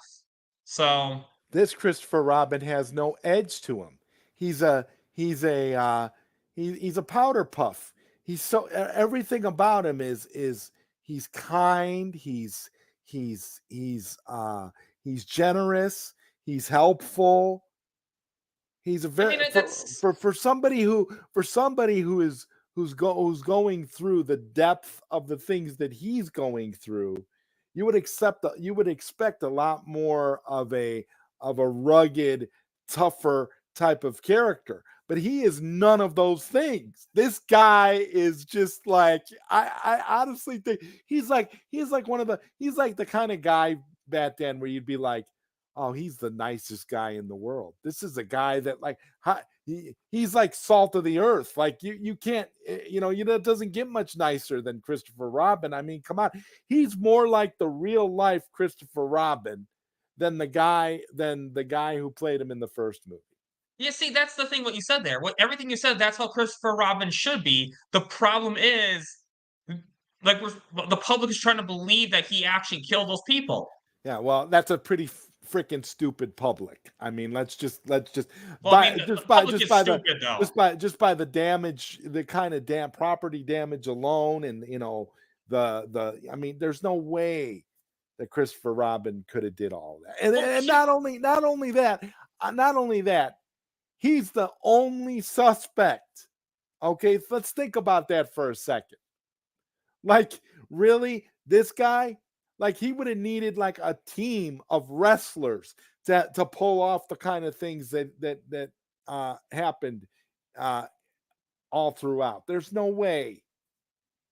Well, see, here's the thing too. Like, they could have probably said, if, like, let's say the public, like, I'm not talking to the police. I'm saying if, like, the public thought that I could even buy. It's the cops going in on that. That's more of, I would say, is more of the issue. So yeah, that's a fair point. And so I'm just curious, all you people in the chat right now, did you see the movie, or do you just not care about spoilers? They probably just don't care about spoilers. Yeah, that's my guess too. They just don't care about spoilers. But, like, because really, I mean, honestly, Zod, I did like the Christopher Robin character. I like that he cares about his family. He's a good friend, and he tries. Yeah, well, one thing about Christopher Robin, family bonds are very important to Christopher Robin. Family is a very important aspect of this guy. Totally, you can totally tell by his bonds with his mother and dad, his bonds with his sister. He has a very good relationship with his sister, Batman. Very good relationship. Yeah. Yes. Yep. Yeah, exactly. You're right. You're exactly right. And see, I do like the Christopher Robin character in general. I really do like the actor, other than some stupid scenes of him smiling and whatnot. But really, what really stuck it for me is his emotional scenes. And, like, he's a good doctor. I mean, the way you see him operate with kids, you could actually see him be, like, empathetic towards the kid. And first of all, I don't think you would fire a doctor in the middle of them doing a procedure. You at least wait till the end of the day. You can't Like when Christopher Robin got fired, I'm thinking, so do they send like another doctor in to finish what's going on with that kid, or is that kid just lying on that hospital bed waiting for Christopher Robin to come back? No, of course he gets another doctor, but I mean, it's just, oh boy. So okay, so now let's get into what I. No, I will say this with Christopher Robin. He did get a cool kill with Pooh at the end. I like that he That killed wasn't a Pooh. kill. He didn't kill Pooh. That Well, wasn't a okay. kill. The scene Well, at I mean, the it end, depends.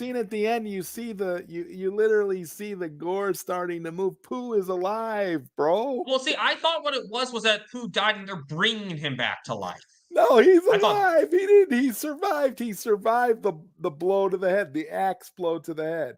It was well, meant to be like a death blow, but it's not. It wasn't a death blow. He didn't kill well, him. so this is actually what kind of bothers. Now we will get into the brother stuff later, but I kind of want to say this first. I kind of wish they didn't advertise them doing a Blood and Honey 3 and Pooh coming back in the Monsterverse ahead of time, because the problem was when they did that, I knew Pooh wasn't actually dead there. It's like, remember how Jeffrey Dean Morgan complained that they announced his Negan spinoff before Walking Dead finished? Like, Jeffrey Dean Morgan, he complained about that because he did not like the fact they confirmed that Negan survives the Walking Dead series. He wanted, and and again, this isn't an issue with the movie itself. This was an issue with the advertising. I almost wish, like, they could have advertised that they're doing a Bambi and a Peter Pan and whatnot. That's fine. But I wish they held off the announcement of Winnie the Pooh, Blood and Honey 3 for that specific reason right there. And but ZodWriter, though, I do have to ask, what did you think when Pooh said, "Oh bother," when Christopher Robin struck him with the axe? You know what I thought? I thought Disney has got to be going nuts. I thought this is just got to be devastating, like to the point of like they don't know what to do because they can't stop these movies from being made. It's got to be, but that's literally what I was thinking. I'm like, imagine, all these executives just like sweating from every gland. Like, when I heard that, I knew it was over. I was like, wow, you guys are not. And then the fact that they're not even done. They're not done. Yeah. This is going to go on for the next, it's going to be probably mapped out like the Avengers, like for the next 10 years. It's going to be this huge thing. Like, Because it's like an independent film, there's no big studio stopping them. and not only that, it's cheap. The movies are cheap enough to make. They don't have to necessarily, spend a lot of money. They can make a ton of movies, man. The whole cinematic universe will barely clock over $1 million in terms of what it costs to make. Oh yeah, yep. That and remember too, ZodWriter, original version of Mickey Mouse, Steamboat Willie himself is public domain now. So Disney's Steamboat Willie is getting a horror movie too. I thought it was a game. It's not affiliated with this PoohVerse though. There's nothing affiliated with this PoohVerse yet. But it's not, like a no, not that I know of. Yeah. Everyone.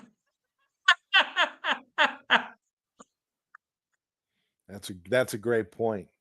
Well, you know what I want to see though? Honestly, ZodWriter, not to get too off topic, I want to see Zack Snyder if he can direct a movie in the PoohVerse. It'll be the best movie in the PoohVerse, I could tell you that. I don't know which one he would do. You'd have to give him somebody high profile to do. Like, I wouldn't mind seeing him maybe do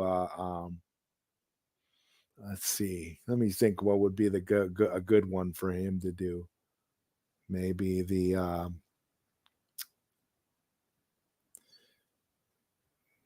maybe like the Seven Dwarfs. Oh. Zack Snyder could do a really deep, it would be almost like an 80s fantasy lore kind of kind of a movie where the dwarves are like evil gnomes, and like Zack Snyder could really like dig in and like I mean, it would have to be something like that. You'd have to give Zach something really, if you wanted to put it in this continuity, you'd have to give him something really big, like to work on. Yeah, but it could be I done. love Integrity's comment right here. He's starting his own PoohVerse. Oh, he definitely is. He definitely is. And the funny thing is, I think this PoohVerse is going to be way better received than James Gunn's PoohVerse. Oh, I absolutely, and yeah, I would love. I mean, I mean, there's literally reports coming out that James Gunn and David Cornsweet are fighting on the set of the movie. So listen, he probably told David Cornsweet he needed Superman to do something that David Cornsweet knows Superman wouldn't do. As we know, James Gunn wants Superman to have a poop fetish. But speaking of the PoohVerse, but hey. Yeah, and I would like to see Zack Snyder do Seven Dwarfs horror. I think he could pull it off. And Zack Snyder, hey, say this about Zack Snyder: he can work with a budget. He can work with a low budget. Seven Dwarfs. That's what it would be. Seven Dwarfs. Zack Snyder's The Seven Dwarfs. That would be crazy. That'd be a great movie.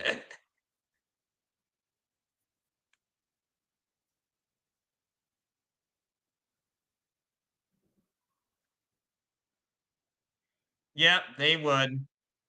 What was the news? Oh, you're talking about the rumor about that.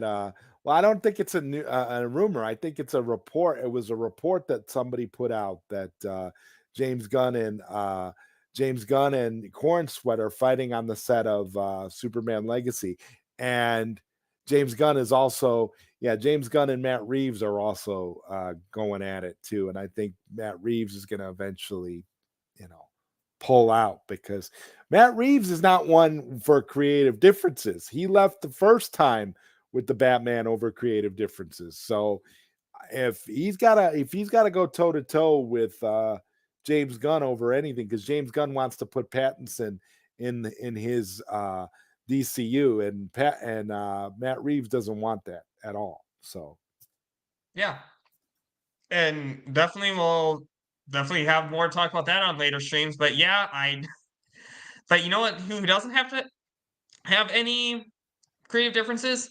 This director. That's the benefit of an independent film. You don't have to worry about studio meddling. And yeah, I guess with Pooh though, okay, so Zod, before incorporating the twist with the brother, just Pooh before the brother twist comes in. What's your thought about how Pooh was portrayed in this movie? I'm pretty much on par with the first film, maybe a little better. I like his voice. I love his sinister voice because the thing is, Pooh being mute in the first movie worked, but then at the end he said you left. So to me, there's no point in making Pooh a mute in this movie.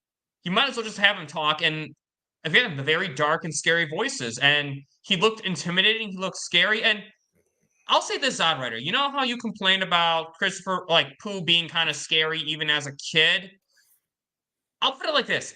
I don't mind if they said that Pooh was kind of a monster as a kid, but Christopher Robin was the thing keeping him friendly. If they had something like, because that's how I kind of thought of it as, is that it's not that, because the first movie even implied that they were dangerous from the beginning. So wasn't really even a retcon in this movie. So I didn't actually have an issue with like Christopher Robin's childhood naivety, because to me it's like, well, yeah, they were dangerous, but Christopher Robin was the child keeping them domesticated. That's the word I'm looking for. He was the thing that was he was like a trainer with a dangerous wolf. Like we were talking about the petting zoo. Yeah, exactly. They were the Disney versions were the domesticated versions of these monsters. Yeah, exactly. So so the Disney versions are what happened in Christopher Robin's mind. But what really happened is that they were mean, sick, and twisted this whole time. It's just that Christopher Robin brought out that domestication and that kindness in the beginning. Yeah, exactly. And that's why, to me, you didn't really need him being him being Christopher Robin's brother. You didn't really need that. I hate that so much. I hate that so much. Because now, like I said, he's not Pooh. He's Billy. That's Billy with a Pooh bear head. It's terrible. It's a stupid thing to do. I hate that they did that. I hate that they gave him a name. I would have been more comfortable with the subplot being that Pooh actually tried to rescue the brother who was kidnapped by the scientist for the experiments, and Pooh tried to rescue the little brother. And when the little brother ended up getting killed because of a failed experiment, that's what caused Pooh to go nuts. That's why Pooh became the way that he became. And then couple that with the abandonment from Christopher Robin. And I think that would have been better than having Pooh actually be Billy. I wouldn't have minded Billy being in there, but once you make Pooh Billy, you've changed Pooh. And now it's a different thing. Well, here's the thing. Maybe Blood and Honey 3, what you just said, ZodWriter, maybe Blood and Honey 3 could actually retcon it like that. Because think about it like this. Christopher Robin might have misread the file or something, but Pooh never technically admits to being Christopher Robin's brother. He never actually admits to that. But there's that scene in the movie where Christopher Robin calls Pooh Billy, and Pooh reacts because Billy was the kid that Pooh failed to save. That's why he reacts. Well, that's what I want, but that's not what's implied here. But they could. I'm saying though, they could retcon it like that though, if they saw, they could retcon that. That's how they could retcon it. That's what I'm saying. They could very easily retcon this in the third movie. Yeah, but I mean, they could have easily established. They could have easily established that. That would have given Pooh a slightly redeeming quality, and you would have been able to empathize with him a little bit. But they didn't go there. So for me, it's Again, and I'm going to judge it like that for now. I'm just saying that there's the potential for that to change, because remember, directors can change stuff based on fan reaction. A director can say, "Oh wow, fans did not like this. Let's retcon it." Wouldn't be the first time that something like that's happened. So that's all I'm saying, is that they could change it based on fan reaction. Because really, I mean, that's the only major criticism I have with this movie. Because really, overall, I do love this movie. I think it's a really great movie. I think Pooh himself is a cool character. I love how he's a great.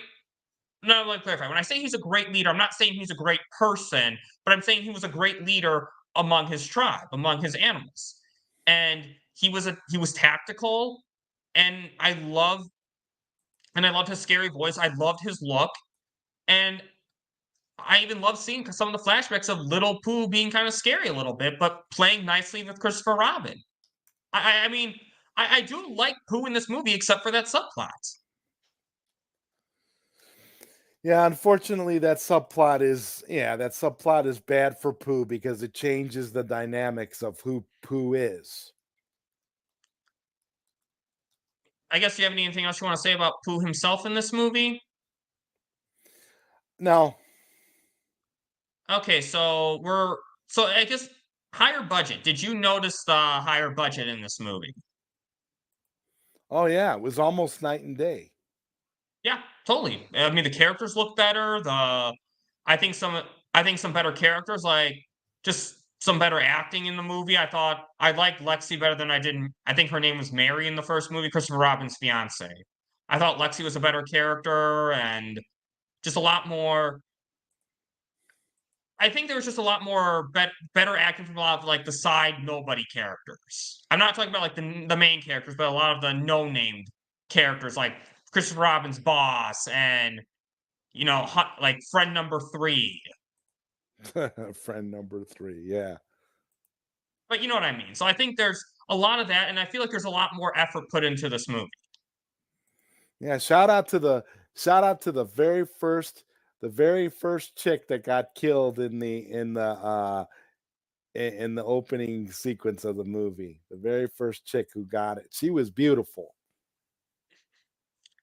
Yeah, and that opening scene, those actresses were great, and yeah, I think the higher budget did a great job, and I think that it shows a lot of potential.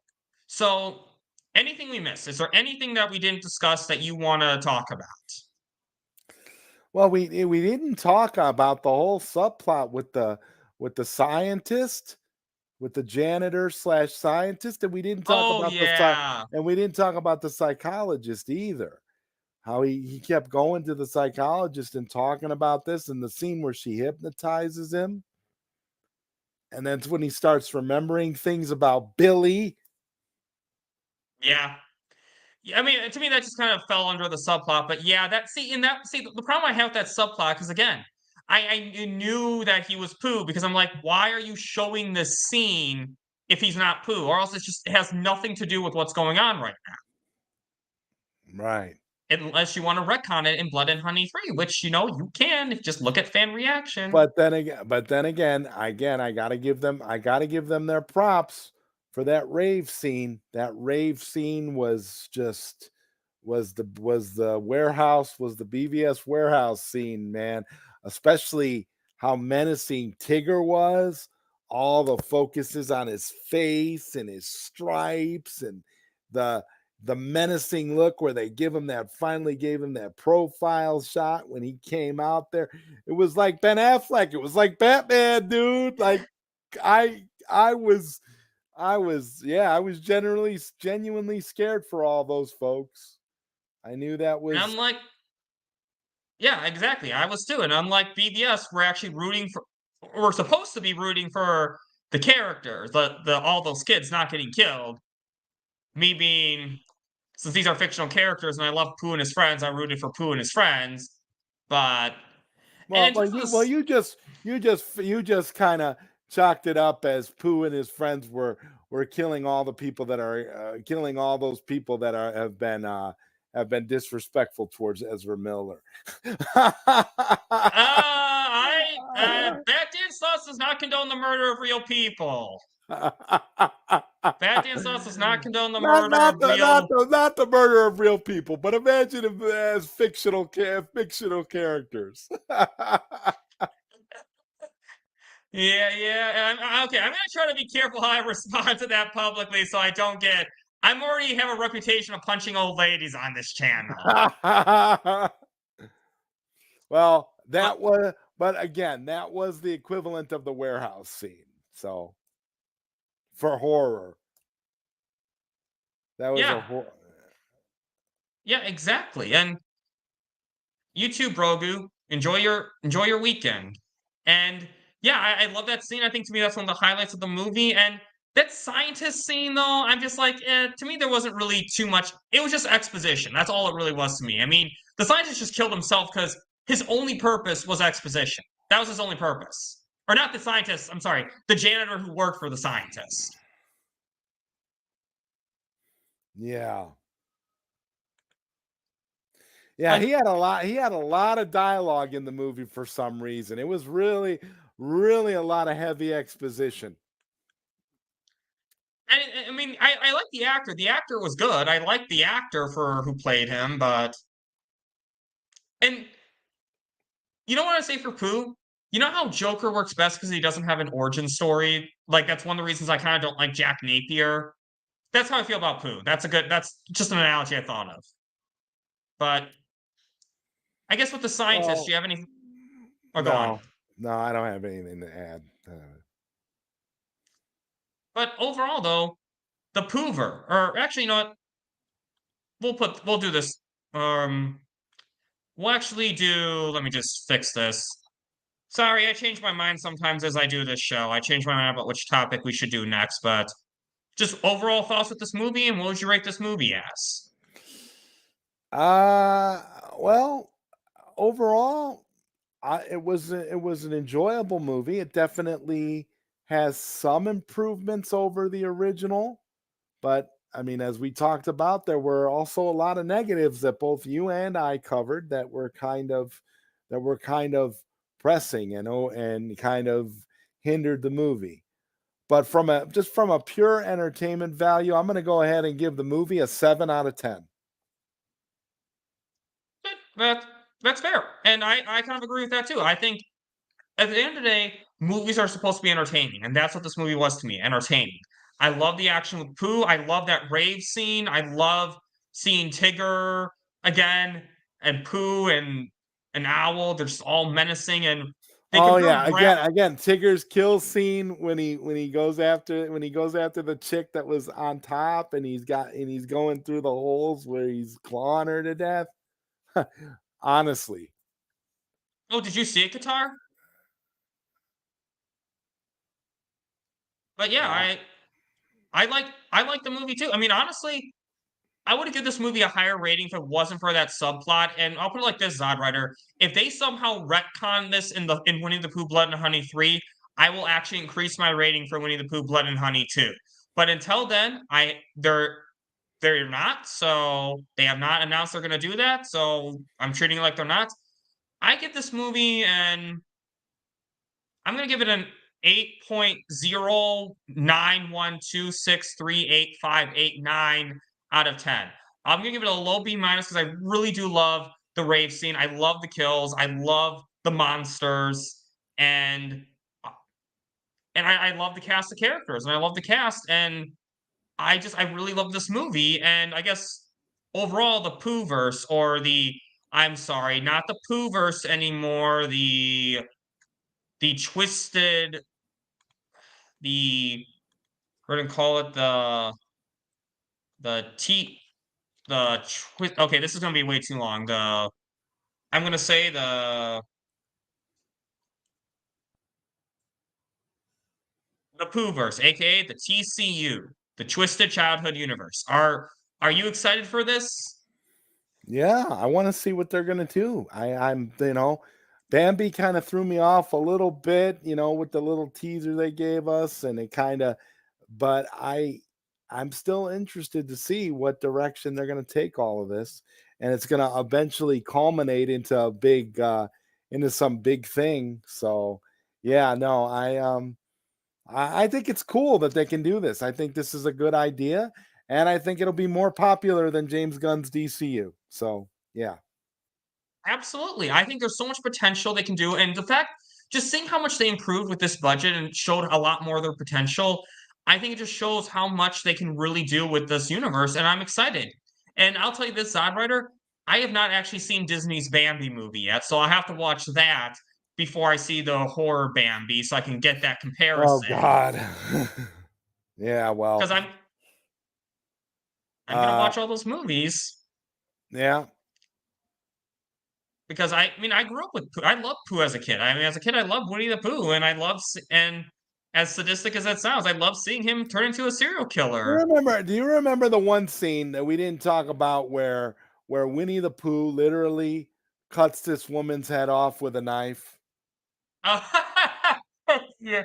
Like how slow, like he was literally cutting like a piece of meat, how he did it really slow, and he kind of was like, do you remember that scene? Because to me, that's another scene that stands out, like where just the manner in which he did. I don't think I'd ever seen anything done like that in horror before, where it was just so like dragged out and deliberate, the way he was just cutting like a piece of steak. Like, I don't know. I already know Bambi's mom dies, by the way, Socks. That's not a secret, if that's what you're talking about. And and here's the thing: as much as we may have mixed feelings about the healing factor for Pooh and his friends, as I'm glad I like seeing them back for more potential. Just give them, just Peter Pan's going to be in the movie. Just say it's magic. Just say magic did it to brought them back to life. Because they did say they're with help for some friends, and in the credits to see the pictures of the other characters. So with Peter Pan being one of the characters, maybe it's magic that brings them back to life. Dark magic.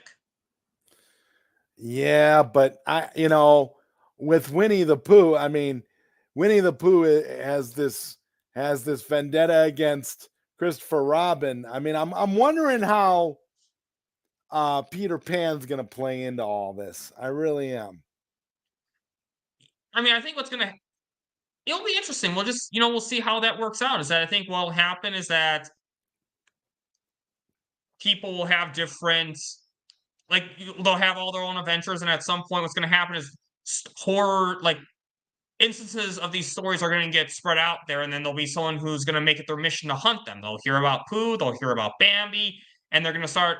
There's going to be a group of people who get together to hunt these creatures down, like Sam and Dean Winchester. They'll have their own Sam and Dean Winchester they have to face. Yeah. Hashtag I stand with Pooh. Oh my god! I always stand. Yep, I stand with Dark. I stand with Anakin Skywalker, and I stand with Pooh. Pooh's my boy. But I'm excited for this universe, though. I think there's a lot of great potential, and they confirmed that Rabbit and Roo will be in the third one. Yeah. Do you know, growing up, I actually thought Rabbit was a girl at first. I didn't realize Rabbit was a boy at first. For some reason, I thought Rabbit. I did too. I always thought Rabbit was a girl. Oh, so it wasn't just me. It wasn't until I watched a Pooh Valentine's Day special where they didn't know what a girl was. And then I'm like, wait, Rabbit's a boy? And Mom clarified to me, yeah, Rabbit's a boy. Yeah.